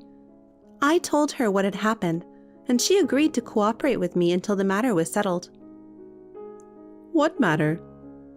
I'm talking about the mail you received. Let me put it simply. I'm going to sue for adultery, so pay it at once. That's what it says. Alimony? My husband cheated on me. I have the right to demand it. And by the way, Holly has already paid it. What? It seems that Frank used the promise of his father's inheritance, which never existed, to get into a relationship with her. She said she would leave him if he didn't have money, and she went back to the countryside. By the way, she is planning to claim child support for the child. I'm sure you'll be getting a bill from Holly in the near future. My grandchild? That child is to be my grandchild, and I am to raise them. I won't allow her to go back to the countryside. That's between you and Holly. Actually, you'll have to talk to your lawyer. I can't help you if you talk to me.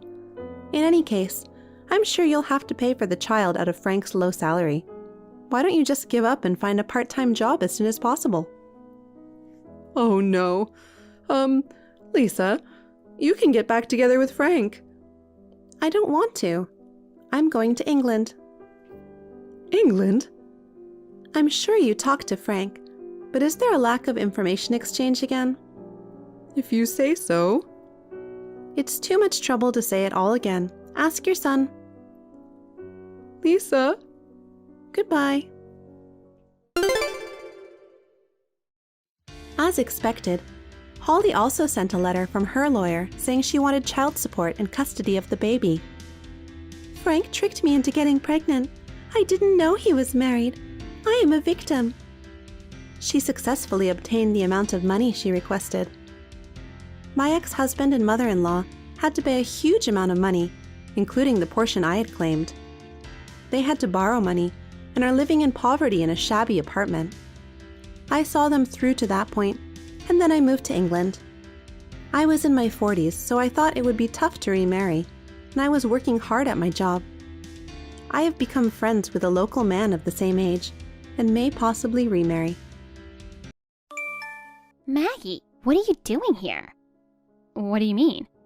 This is my wedding. The one and only big day of my life. Oh, I get it now. You're here because you're jealous that your little sister's getting married first. And you came to ruin it, didn't you? What are you talking about? Of course I'm here to celebrate.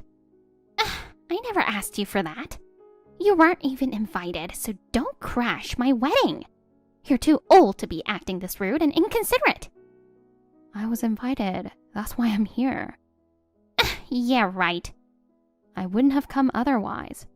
You were cut off by Mom and Dad 3 years ago. It must be some kind of mistake that you're here. There's no way I would have invited you today. There's absolutely no reason for me to do that. I was cut off because you stole $5,000 from Dad's bank account and then sold their treasured engagement rings to a pawn shop, blaming it all on me. I still remember you crying and telling them you felt so bad for them and will never forgive me. Your acting skills were impressive. Are you still holding a grudge? Of course I'm holding a grudge. Because of you, I was shunned by them and kicked out of the house. I knew you set the whole thing up, but they believed every word you said, so there was nothing I could do. Ah, poor you. I remember them telling you that you were no longer their daughter, and the look of despair on your face was priceless. You were already ugly, but you looked even worse then. Hilarious. Do you even feel guilty about what you did? Not at all. Honestly, I wanted you out of the house as soon as possible. When Mom and Dad cut you off, it was such a relief. You were always the one they adored. Well, who wouldn't adore someone as cute as me? Cute? Even though we're sisters, it's obvious why they treated us differently. I'm like an angel, while you look like a demon. Whether you're actually cute is up for debate, but you sure knew how to manipulate them. You played the sweet, dutiful daughter in front of them, pretending to care about them. But behind their backs, you bullied me and made my life miserable. I've never even done anything to you. You always lied and said I was the one being mean to you. So of course they were always cold to me. But you were always good at studying, so whenever you got good grades, they were so proud. I never once got praised for my test scores. Well, you were terrible in school. And that's what really annoyed me. I couldn't stand not being the only one they focused on.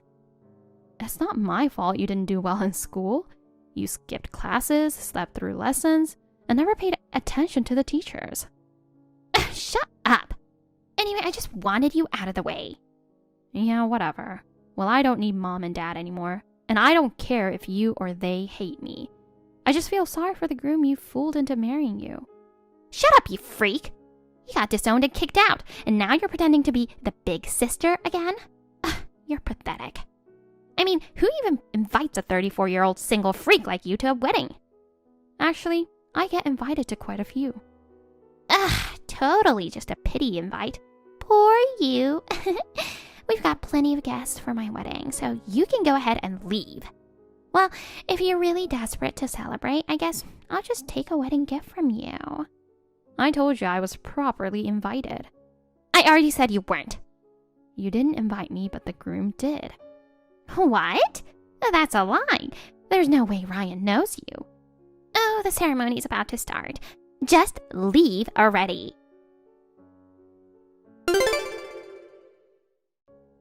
Serves you right. There's no way you can attend a wedding looking like that. I can't believe this. Pouring wine over my head? Oh, you're drenched in red wine. It's hilarious. You shouldn't have stuck around when you weren't even invited. I already told you Ryan invited me. My name should be on the seating chart. Haven't you checked? There are so many guests that I don't bother remembering everyone's names. This is the invitation I got. I asked him, and he said he didn't invite anyone who claimed to be my sister. Did you fake this? Oh, that's beyond creepy. It's terrifying. Honestly, you're the one who scares me. How? How can you be so calm after pouring wine on someone's head? It's terrifying how rude you are. If anyone's lacking manners, it's you. Leave now. You're probably just here because you're single and desperate to find a good man. You must have thought you'd find one at my wedding since Ryan works for a top company, but no one's interested in a skinny, ugly old woman like you. Get out of here, you freak. Your vocabulary is still as limited as ever. All you can say is freak. Shut up. That attitude of yours has always annoyed me. Just because you're a little smarter, you look down on everyone. That's not my intention. If you don't fix that condescending, rude personality, you'll never get married or even find a boyfriend. I could say the same to you. Huh? Are you seriously saying that to the super happy bride on her wedding day? Do you really think Ryan will still love you after he sees your true colors? Too bad for you. He's not going to let go of a wife as beautiful as me. Have you looked in a mirror lately? How rude. You're the last person I want to hear that from. And dumping wine on a guest isn't rude? About that. Thanks to you, Ryan got mad at me afterward. Good to know he has some common sense. Actually, I'm thinking of suing you for emotional damages. How did you get to that? You ruined the mood on my big day, so you owe me compensation. Why don't you look up the word compensation? It's when someone's actions cause loss or suffering. That's exactly how I'm feeling right now. This dress is brand new. I just bought it. Really? Well, I think it looks even better now. That plain dress looks much more vibrant with red wine stains. Oh, shoot! What? It sucks. What is it? When I dumped the wine on you, some splashed onto my wedding dress. It's on the hem. Okay. You need to pay for the dress. You ruined it yourself. If you hadn't tried to dodge, this wouldn't have happened. You're a master at blaming others, aren't you? The dress getting stained, the awkward mood, Ryan getting mad. It's all your fault. If this ruins my relationship with him, I'll sue you. What kind of threat is that? This is such a nightmare. I don't have time to deal with you. You're the one who started this in the first place.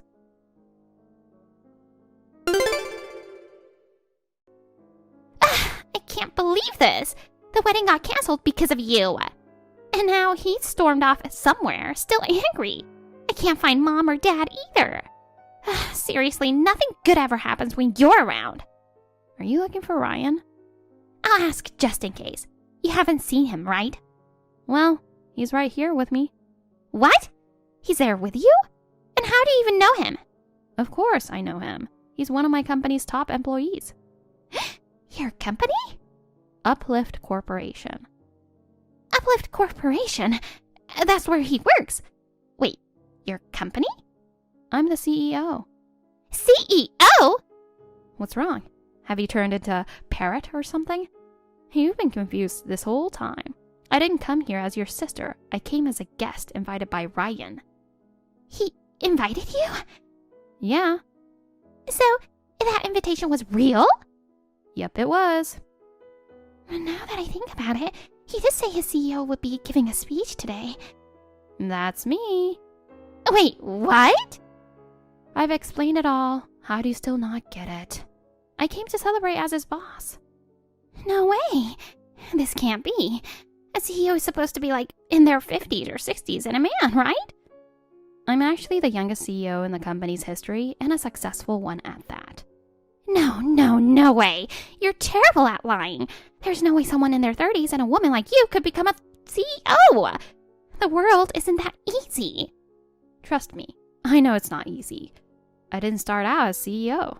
Since the day I joined the company, it's been a daily battle. I started in sales, working from early morning until late at night, running around to close deals. Now that you mention it, you did come home late. The hard work paid off, and I became the top salesperson. After that, I moved to the planning department, where I helped develop new products that significantly boosted sales. That achievement led to my promotion to CEO in my 30s. But still, a woman as a CEO! Gender doesn't matter anymore. If you have the skills and put in the effort, anyone can succeed. Though luck plays a part too. And having the support of people around you is crucial. Sure, I've seen female CEOs on the internet, but I can't believe you're one. You're still doubting me? I mean, you don't look like one at all. What does a CEO even look like? You're so skinny. It's obvious you don't eat well. So in your mind, all CEOs are overweight? And on the other hand, you're kind of, well, plump. Call it curvy. And I'm not even that plump. Everyone says I'm cute, so I don't care. Everyone? Yeah, like Mom, Dad, and Ryan. They might want to clean the filter on their glasses. Anyway, I still don't believe you're a CEO. Want me to send you a photo? A photo? This is from a company trip. It's Ryan and you in the picture. From last year. This isn't photoshopped, is it? Of course not. I don't have that kind of time. So, it's real. But you could just be a coworker, right? Do you think a random coworker would be in the center of the photo with the CEO pushed to the side? What do you want to do? If you still don't believe it, I can send you a photo of my business card too. No! That's enough. Wait, just calm down a bit. Yeah, you should calm down. I sent Ryan a message, but he hasn't read it yet. He's right here with me. He's being polite and not checking his phone. You know what?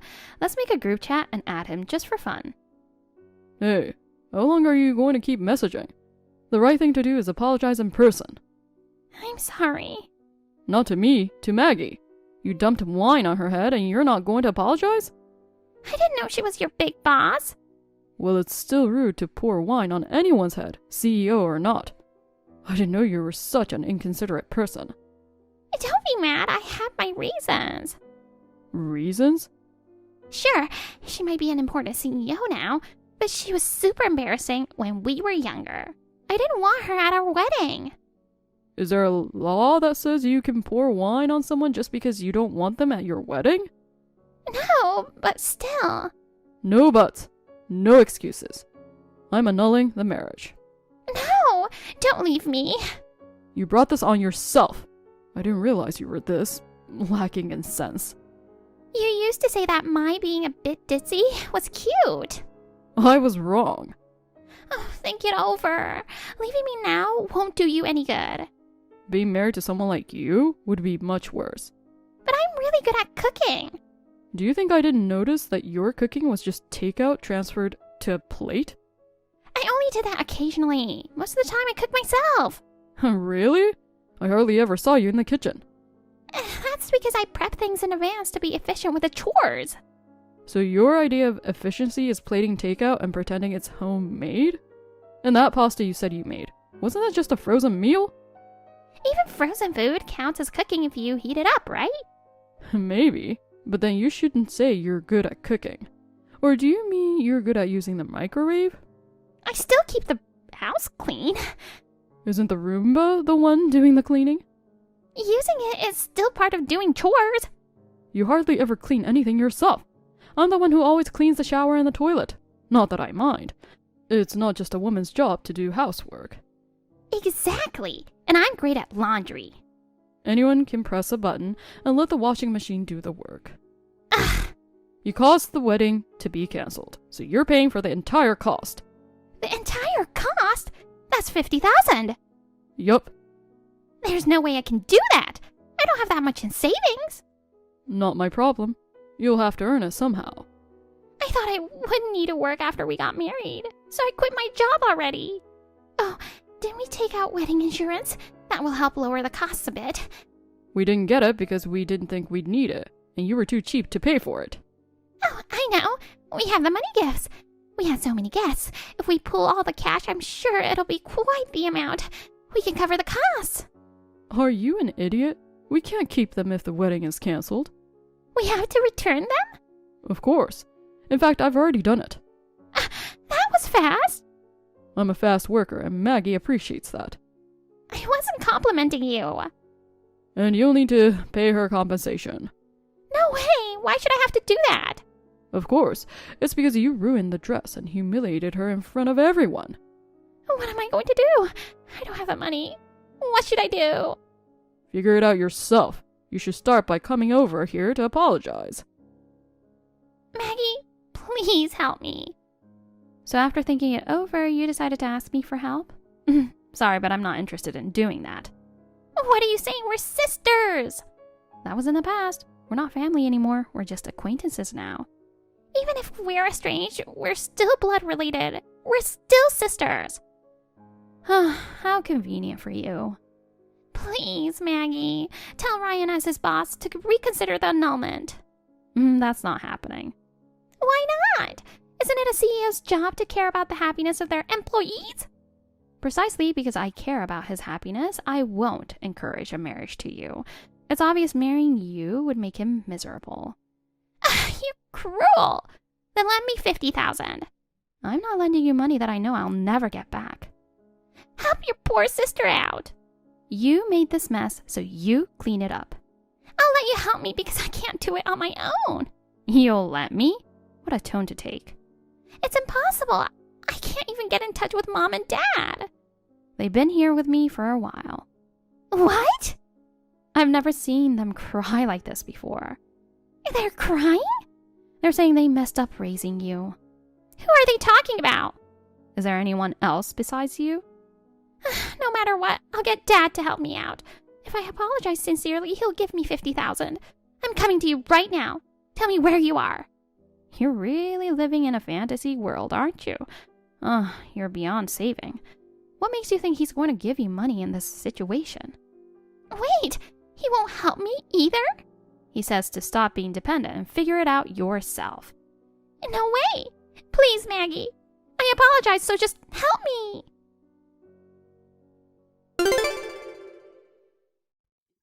After Ryan left Hannah, she tried to return to the family home. However, Mom and Dad had a rude awakening after the recent events and coldly turned her away. With nowhere to go, she ended up staying at a women's shelter. She was left with a $55,000 debt, which included the wedding expenses, compensation to me, and the cost of the ruined dress. Even after draining her savings, she couldn't come close to covering the amount. So, she had to take out a loan to pay it off. In a desperate attempt to start repaying her debt, she asked to be rehired by the company she had quit before the wedding, but she was immediately turned down. Considering her former boss and coworkers were at the wedding, it's no surprise. Unable to find a stable job, she resorted to working at a gentleman's club to make quick money. She had always been complimented on her looks and believed she would become popular in that line of work. However, the reality was different. She wasn't as attractive as she thought, and her lack of intelligence became apparent when she spoke, which made her more annoying than charming to the customers. After frequent tardiness and no-shows, she was eventually fired from the job. Now, she's scraping by with day labor gigs. I worry whether she'll ever be able to pay off her debt, but she's not my concern anymore, so I've decided to leave her to her fate. As for me, my parents apologized for being deceived by Hannah and cutting me off, and they expressed a desire to rebuild our relationship. I honestly had no interest in reconnecting with them at this point. I simply told them that I no longer held any grudges and said my goodbyes. I'm fortunate to have people I trust more than family like Ryan, and I'm determined to keep thriving as a CEO. Hi, Mila. Sorry. I was planning to come home this weekend. I guess I can't make it after all. What? You can't come home again? I've been so busy with work that I haven't been able to take weekends off. Well, you said the same thing last week. Are you that busy? I'm really sorry. I was looking forward to seeing you this weekend. It's okay. It's work. We just got married and I've been working all weekend. I wish I could spend more time with you. So, can you come back next weekend? Well... You don't think so, do you? Sorry. I promised to go on a trip with my friends next weekend. A friend? Yeah, a friend from college. Oh, your friend is a guy? Of course, it's a guy. Okay. We've been so busy we haven't been able to see each other. We both happen to have the next weekend off, so I thought we could go skiing and soak in a hot tub. Are you mad? I'm not mad at you. You're too busy to come home, but you can go on a trip with your friends. We've been talking about taking this trip for a long time. Besides, I need some time to enjoy and relax. That's right. I do feel sorry for you. I'll make time for you soon. I'll take you on a trip. No problem. Don't worry about it. It's important to spend some time with your friend too. Don't worry about me. Thank you. I'm having lunch with a coworker right now. I gotta go. Yeah, I'll see you later. Hi, Riley. Can I ask you something? Hi, Mila. What's up? Max is going on a trip with his friend next weekend. Oh, a trip? Yeah. I would like to know who the friend he's going with. Not me. I know. I'm not accusing you of anything. Oh, okay. Max and I have only messaged each other about casual things. He asked to meet, but I've turned him down for whatever reason. I know you are not the one. Max says it's his guy friend, but I'm still suspicious. He never comes home because he's busy with work these days, but he's going on a trip with a friend. It doesn't sound like they're just friends. Do you think there's more than you in his life? I'm sorry. I feel bad about that. I'm sorry too. I don't blame you. I was shocked when I found out Max was also dating you, but it was before we got married. You didn't know he was engaged to me, right? Well, he didn't tell me anything. I thought he was single. I should have been more cautious. He was nice and all, so... It's his fault, and you are the victim. In fact, I'm grateful to you. You are cooperating with my investigation now. Hearing you say that makes me feel better, and I'm really sorry. You don't have to apologize anymore. Thank you, Mila. I'll hire a private detective again. I will let you know more. Understood. Hi, Max. You're going on a trip today, right? Ah, Mila. I'm leaving now. It looks like there's an open-air hot tub, so I'm looking forward to it. Have a safe trip. Thank you. Will you be able to come home next week? I don't know. Not yet. Okay. Well, have fun on your trip. Hi, Riley. It looks like Max is cheating on me again. What? The private detective just told me so. He has another woman. That's not good news. The one he's traveling with this time is someone other than his guy friend. She's a girl in her 20s. They met at a bar near his office. I see. I can't believe he would cheat on me when we're newlyweds. I wasn't comfortable with him being away and going on an extended business trip, but... It's disgusting. I can't believe he's doing this again. I have no idea how many girlfriends he has. Don't say that. I'm so depressed about this. We don't need anyone else in this mess. Well, let's not think too much about it. Right now, our priority is to find a way to punish him. That's right. He cheated on you and me. He has to be punished thoroughly. Riley, is this a good time? I have something important to tell you. It's been a while. What's wrong? I'm really sorry, but will you break up with me? Huh? What's wrong? Suddenly? I'm getting married. Marrying to who? Actually, I'm in love with someone else. And she's pregnant. Pregnant?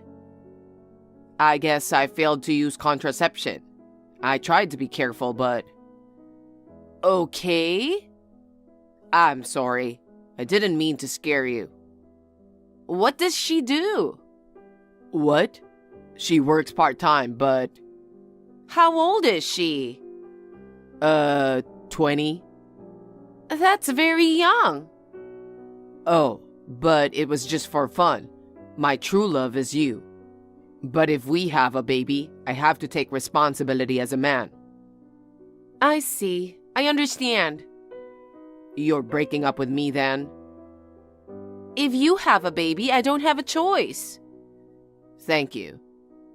Riley, find a good man and be happy. I'll do my best too. Yes, I wish you all the best. Mila, I just got messages from Max. Huh? What did he say? He said he was getting married and wanted me to break up with him. What? At first, I thought he was talking about you. If not me, then who is he going to marry? The girl he traveled with. She's pregnant. Pregnant? Yeah. Is that true? He said so, but I don't believe it. Maybe he's making it up to break up with you without getting into trouble. Maybe he is, but either way, I wanted to get rid of Max as soon as possible. I agreed to break up, but if his partner is really pregnant, I'm sure he'll contact me too. I'll drop you a line if that happens. Yeah, okay. Hi, Mila. I have something important to tell you. Hi, Max. You messaged me as soon as possible. Soon? No, it's nothing. What's up? This may come as a surprise, but I have a girlfriend. Okay. You're not surprised? I knew you were cheating on me.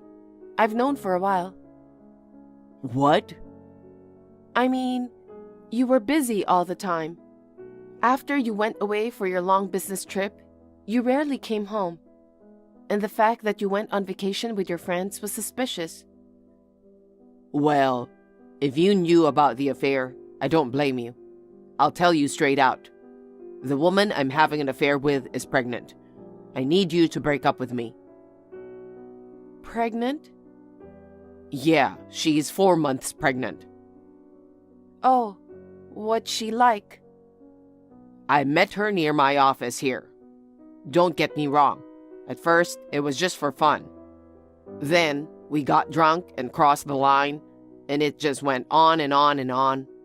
And the other day, she told me she was pregnant with my child. I see. I'm really sorry. You are the only one I love. But as the father of this baby, I have to take responsibility. I'm going to marry her, so please divorce me right now. Of course, I'll pay you alimony. Nope. I'm not getting a divorce. What? Why? Can you stop being a drama king? No. I was cheating on you. And the woman I cheated with is pregnant. Can we still stay married? So what? It's up to you and me to decide if we want to divorce. Oh, no. Anyway, don't think you can just divorce because she's pregnant. Are you kidding me? I have to do something now. I'd pay alimony. Of course you'll pay alimony. But if you think you can just pay and be done with it, you're wrong. Please, I don't want her to be a single mother.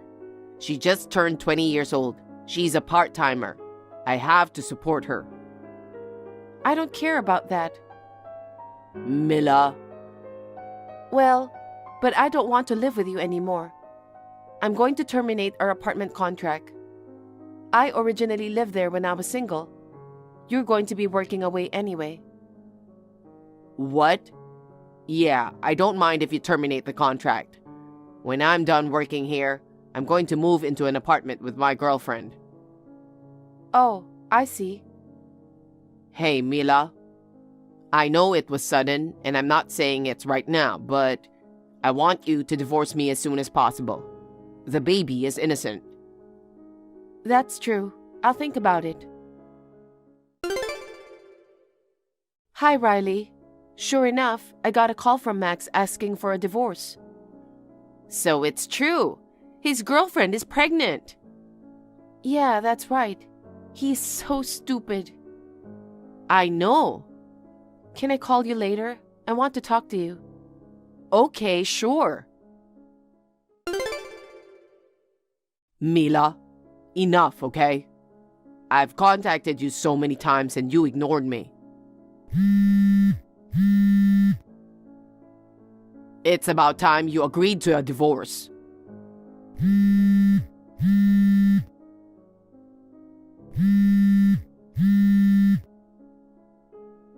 Her belly is getting bigger and bigger.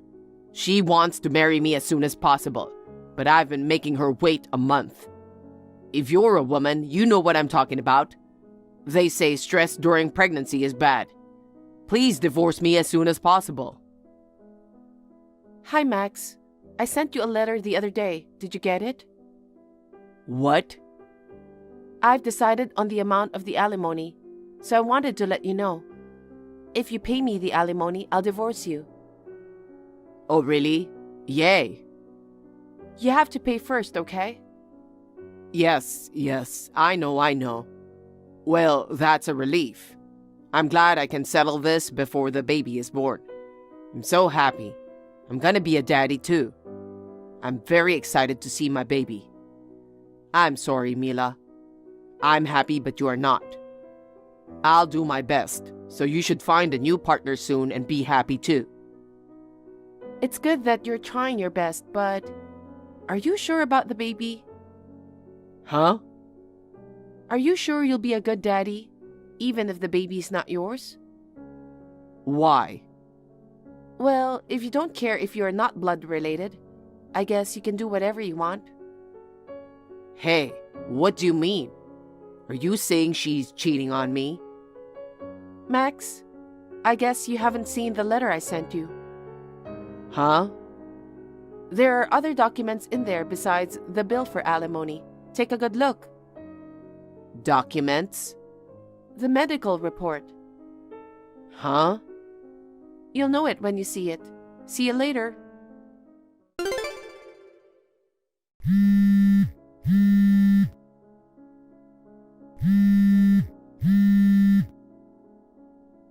Mila, I wondered what the diagnosis was, but am I infertile? Yes. I didn't know. I mean, why did you hide it from me until now? I wasn't hiding anything. What? You don't remember? We had a checkup before we got married, just in case. Oh. And we got the results in the mail. You didn't even bother to look at them. No, because I didn't think there was anything wrong with me. I thought infertility was usually a woman's problem. I'm sorry, I'm perfectly fine. You are infertile.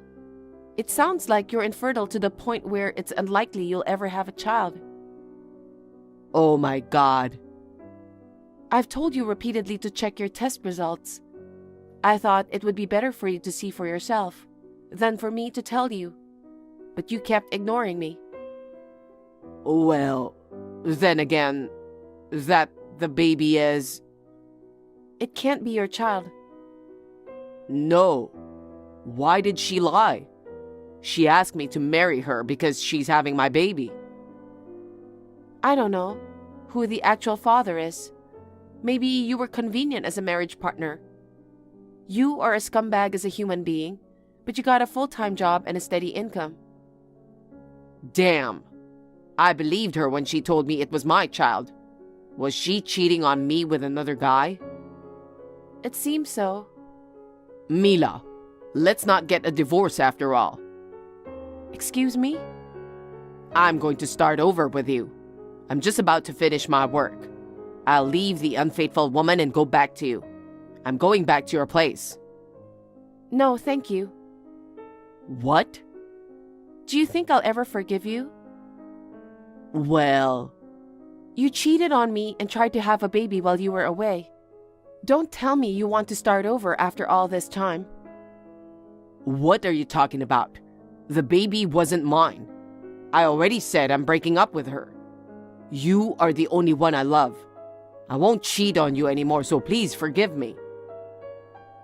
Do you think I don't know anything? Huh?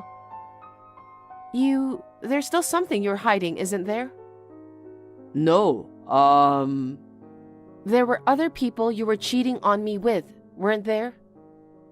Well... You were dating Riley at the same time you were dating me. How did you know? I've known her since childhood. Childhood friend? I was surprised.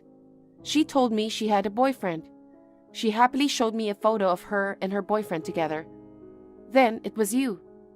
Riley was also shocked. You were the first boyfriend she ever had.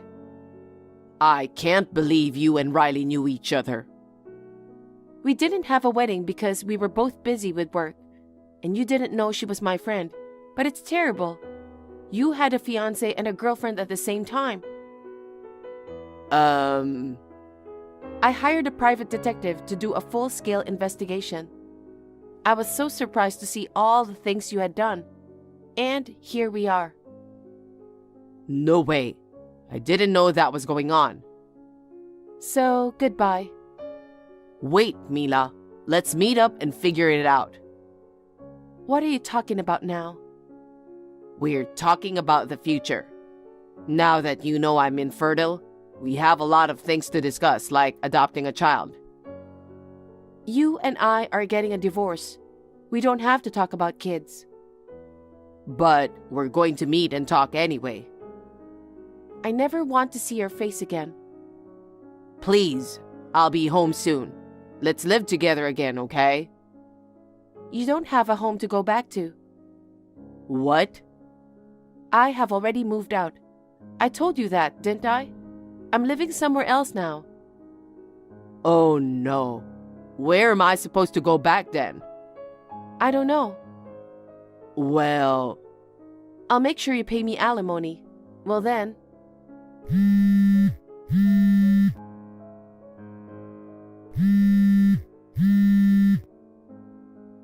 Mila?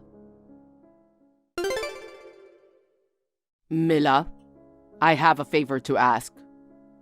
What is it? It's about the alimony. I think it's too much. I'd like you to reduce it a little. What? Why? I was dating another woman.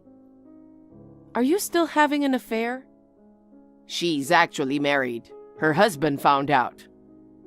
You must have a lot of time on your hands. How many people are you cheating with? It's not funny. Her husband is also demanding alimony from me. I have to pay you too. If I don't do anything, I'll have to borrow money. Then why don't you borrow money to pay for it? Mila, I beg you. Please reduce the alimony. No, I want you to pay in full. Is that all you wanted to say? Well, please pay me exactly by the deadline. Well then. Mila, I'm in real trouble.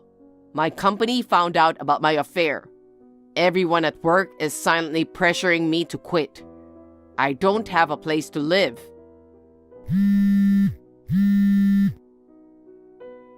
Hey, we used to love each other. Please help me out.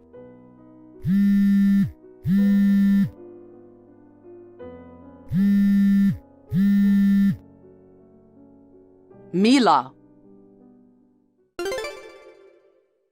In the end, Max couldn't stand the cold stares from his colleagues and resigned. He became unemployed and had no place to live, so he asked his parents to help him. His parents would never forgive him for cheating with so many women, and they soon kicked him out of the family home. Max is in debt to pay the high alimony, and now he lives in a shabby studio apartment. He is also working part-time from morning to night without a break. He seems to be having a miserable life. As for me, after my divorce, I went back to my parents' house. Recently, I rented a new apartment and started living alone. I am still good friends with my childhood friend Riley. We watch each other's backs so that we never fall for a scum like Max again. We hope we will find someone soon and be happy. Hey, Mummy, are you still in the hospital? When are you coming home? I'm sorry, Mia. I'm sure I can come home as soon as the baby is born. Just wait a little longer. Mummy, are you sick? It's not like an illness, kind of difficult to explain, but it's called preterm labor. Even though the baby is still small, it seems like the baby might be born early. I have to stay in the hospital until the baby grows up inside my belly. I'm going to be home soon. I'm sorry for making you feel lonely. I have to be here so that the baby can be born healthy. Me and the baby are doing our best. So please do your best and stay at home for a little longer with Daddy, okay? Okay, I will try. Thank you. But I can't wait to see you, Mummy. I asked Daddy to take me to the hospital to see you, but he always says that he's busy. I see. Maybe he's busy with work. I think so. He works during the weekends too. What? Daddy goes to work every day and I'm always left alone. I see. Are you eating well? Yeah, I do. Really? Does Daddy cook for you? He's too busy to cook. Are you the one who's cooking? I can't cook that much yet, but Daddy buys cooked meals from the store. I see. When Mommy gets out of the hospital, I'll make you lots of your favorite food.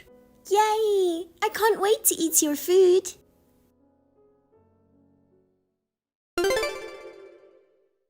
Kevin, you got a minute? Are you still at work? Yeah, you're lucky. You just lay around all day. I mean, I have to. I'm sorry, I have to stay here for so long.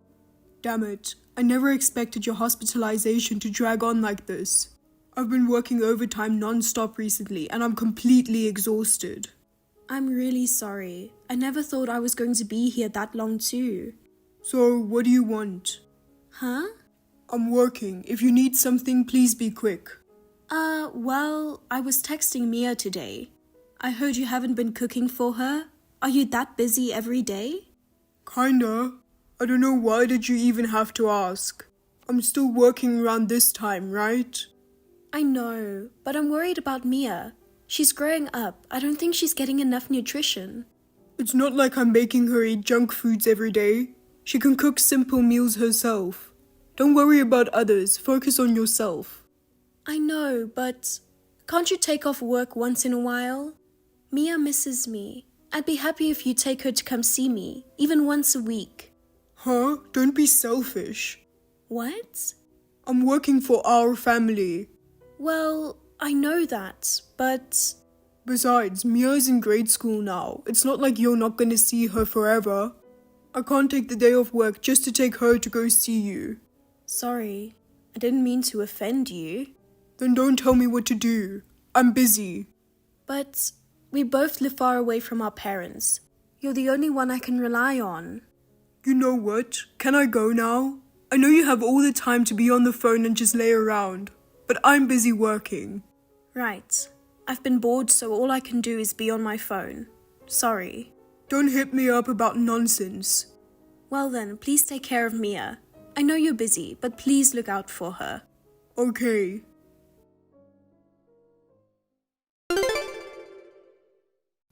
Kevin, I know you're at work, but can you come to the hospital? Natalie, what is it this time? I'm starting to have contractions. What? The doctor said I'll have the baby by the end of the day. So when you get off work, I'd like you to bring Mia to the hospital.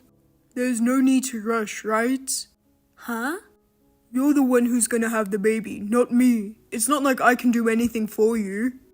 But I want you to be there. I'm not asking you to be there for the birth, but at least rub my back while I'm having contractions. I'd feel safer too. Come on, stop being a spoiled brat. This ain't your first time. You already had Mia before, so you're probably used to it.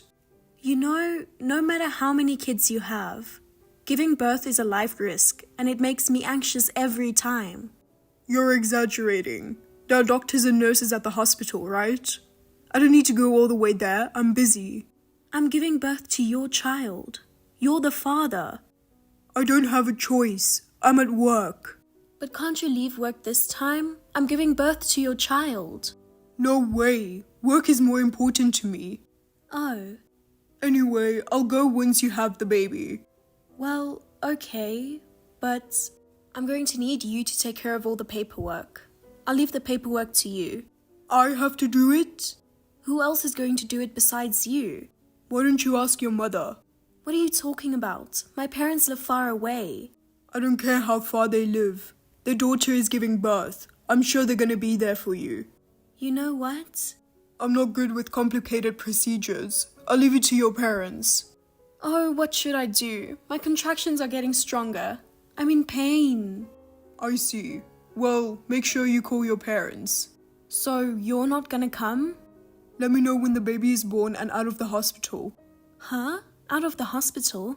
I'm going back to work. Later. Kevin, wait.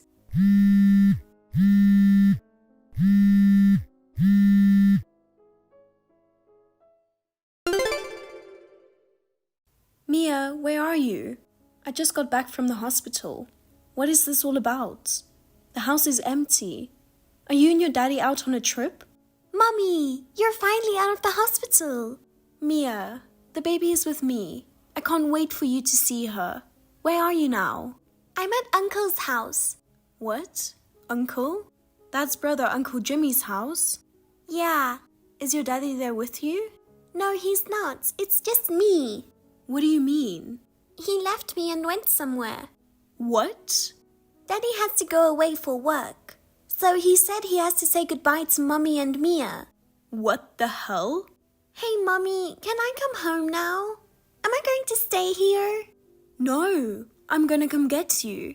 Really? Yes, please wait for me. I'm on my way now.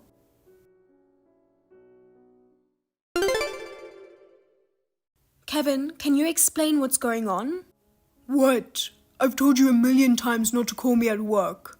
I see. You're out of the hospital, right?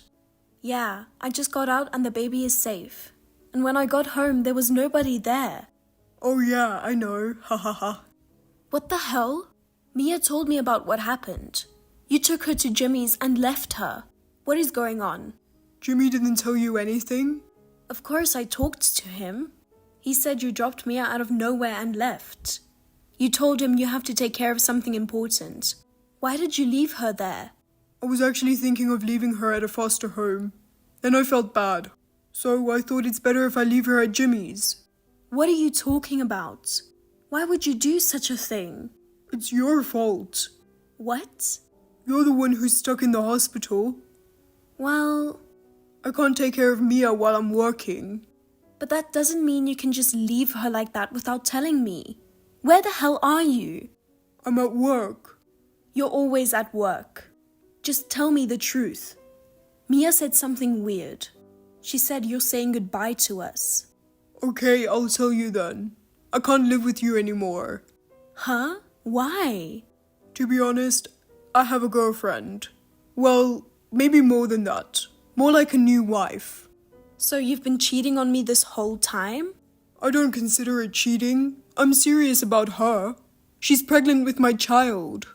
You're having a baby? Yeah, I want to be with her. I was happy when I found out she was pregnant. Wow. That's why you would leave Mia so often. And never came to visit. Lying about work and stuff. Don't blame me. She's pregnant. I wanted to be with her as much as I could. I was pregnant too, remember? Yeah, but you were fine though. You were in the hospital with the doctors and nurses to take care of you. You didn't need me there. It's not about that. I'm divorcing you. I'm starting a new family with her. Forget about me. Well, you sure have some nerve saying that. Of course I'll agree to the divorce. But you know I'm gonna destroy your life, right? What? I'm going to charge you alimony. No, I don't mind. Alimony isn't that much, right? You got like 30,000 in your savings. I'll get half of that, so I'll pay you the compensation all at once. Ha ha ha. Are you stupid? What? You'll get nothing. Why not? You're so ignorant. It's not joint property. Oh no, you're not gonna trick me. I know you have a lot of money in your account. We're still married, so that means that's joint savings. I'm not gonna let you get away with that. Are you being serious? You've got it all wrong. What? The joint savings was the one we used when we bought our house, remember? That money on my account is the money I saved before we got married. That's a lie. What happened to my money and all those bonuses? Your paycheck barely covered the rent and utilities and food. I was paying whenever you're short with money. Oh, then what about my bonus? Did you forget that you were spending them on whatever you wanted? Huh? Motorcycles, cars, expensive watches. All those bonuses are gone because of that. How come you didn't know about it? Well, what about your share? Nothing. Even if I have my share, you cheated on me and you even got your lover pregnant. What you did to Mia is considered child neglect, so you'd never get anything from me. You're kidding me, right? Of course not. You cheated on me, remember? And I'm also going to charge you child support. Child support? Don't sound so surprised. You have 2 kids with me now. You're the father of my kids, so you'd have to support them. No, but I have a baby on the way. That has nothing to do with me and the kids. I'm going to charge you alimony and child support. Oh my god. I thought I was getting a share of the money. I even bought the house because she asked me to. I was going to use half of our money to pay for it. What am I going to do now? That's your problem. You did all this to yourself. You're evil. My girlfriend is pregnant, and you're going to charge me with all this crap. You're ruthless. Oh, I'm going to charge her alimony too. What? There's no way she can pay alimony. She got pregnant and quit her job. Then I guess you'll have to sell that new house of yours. I know you just bought it, but... Don't talk like it's someone else's business. I mean, it's none of my business. I can't sell the house. She already lives there. Then why don't you two work your asses off and pay for it? We can't. I told you she's pregnant. Anyway, it's none of my business. You're on your own, and I'll never let you see the kids. Enjoy struggling with your new wife. Hey, wait a minute.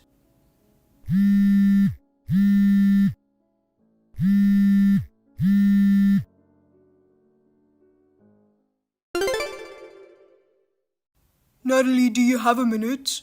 There's something I need to talk to you about. I don't want to talk about anything with you. We're divorced. You're a stranger. Don't say that. I'm in a lot of trouble right now. Alimony, child support, paying for my house, paying for the baby. I can't afford it. I know.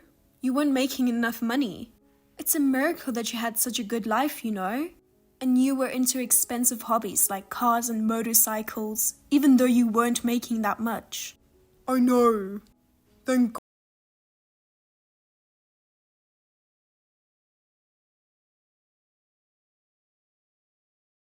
For money, but they turned me down. They're ashamed of me. They even told me not to come back to their house. They cut ties with me. Well, you can't blame them. You left your kids and had an affair. The worst part is you even got the other woman pregnant. Even if you're our family, I'd cut ties with you too. Haha. I thought about asking my brother for help, but he won't help me at all. What do you expect? You left your daughter to him without explaining things. I can't let my girlfriend have a baby. Honestly, I'm just trying to make it through the day. I don't need you to tell me that. Isn't that what you wanted? I wasn't expecting it to be this hard. I thought I was gonna get some money from you. Well, that sucks for you. You should hate yourself for being so ignorant and stupid.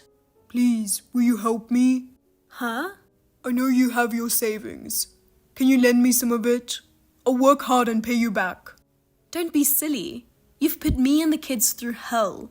There's no way I'm gonna help you with anything. But you're not struggling with money right now. Your parents are helping you raise the kids. You're much better off than I am. Don't make it sound so easy. You weren't even there when I had the baby. My parents took the trip to come help me with everything. They're both fed up with you too, you know? They had no idea you were such an irresponsible father. I'm sorry. I'm sorry I caused you guys so much pain. I'm sorry. Apology is not enough to resolve this. You don't understand the importance of people's lives. You don't seem to grasp the seriousness of the situation at all. I'm sorry, but the future of the child to be born is at stake here. The child is innocent, right? So please help me out. Of course, the unborn child is innocent. Because we're not blood related, I'm a complete stranger. And I have 2 kids I need to protect too. Don't say that. I only care about my children's future. I can't afford to take care of your child. I don't even want to think about it. I'm not going to help you. Don't ever contact me again. Please, Natalie. I don't have anyone else to ask. I told you this. If you're so desperate, just sell your house. Move to a cheaper apartment or something. I'd like to do that too, but she doesn't want to. She wants to raise her kids in a comfortable environment. She doesn't want to sell the house. I see. If you want to give her what she wants, you're gonna have to work like hell to get her what she wants. I don't think there's anyone who can help you. Don't say that. You're the only one I can count on. I have absolutely no intention of helping you. At least, neither I nor my parents nor your parents will help you. Oh no. Ask somebody else for help. I don't have anything to do with you, so leave me alone. Wait a minute. I don't want to cut ties with you. Oh, that's right. Natalie, why don't you get back together with me? I beg your pardon? Wouldn't the kids be better off with a father? Honestly, I'm sick and tired of her being so selfish. So I'll leave her and marry you again. That's terrible. I knew I was right to divorce you. What? Can't I be the father? Of course not. Someone with zero sense of responsibility like you can't possibly raise children.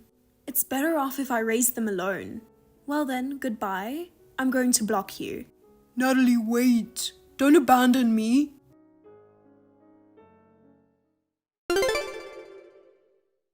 After that, Kevin's partner delivered the baby safely. They were unable to secure enough money to raise the child, so they went bankrupt. They were deprived of all their property. They are now raising their child quietly in an old, shabby apartment. Kevin's partner blames him for forcing them into a poor lifestyle. She constantly confronts him and they argue every day. I feel sorry for the child, but it is none of my business. On the other hand, after the divorce, I returned to my parents' home and switched to a different job. While it's challenging to raise 2 children while working, thanks to my parents' support, I get to enjoy my life every day. My parents are being supportive and taking good care of my kids. Mia has become more smiling compared to when she was living with her father. It is my life's purpose for my children to grow up with smiles. So I want to continue living sincerely and looking forward from now on.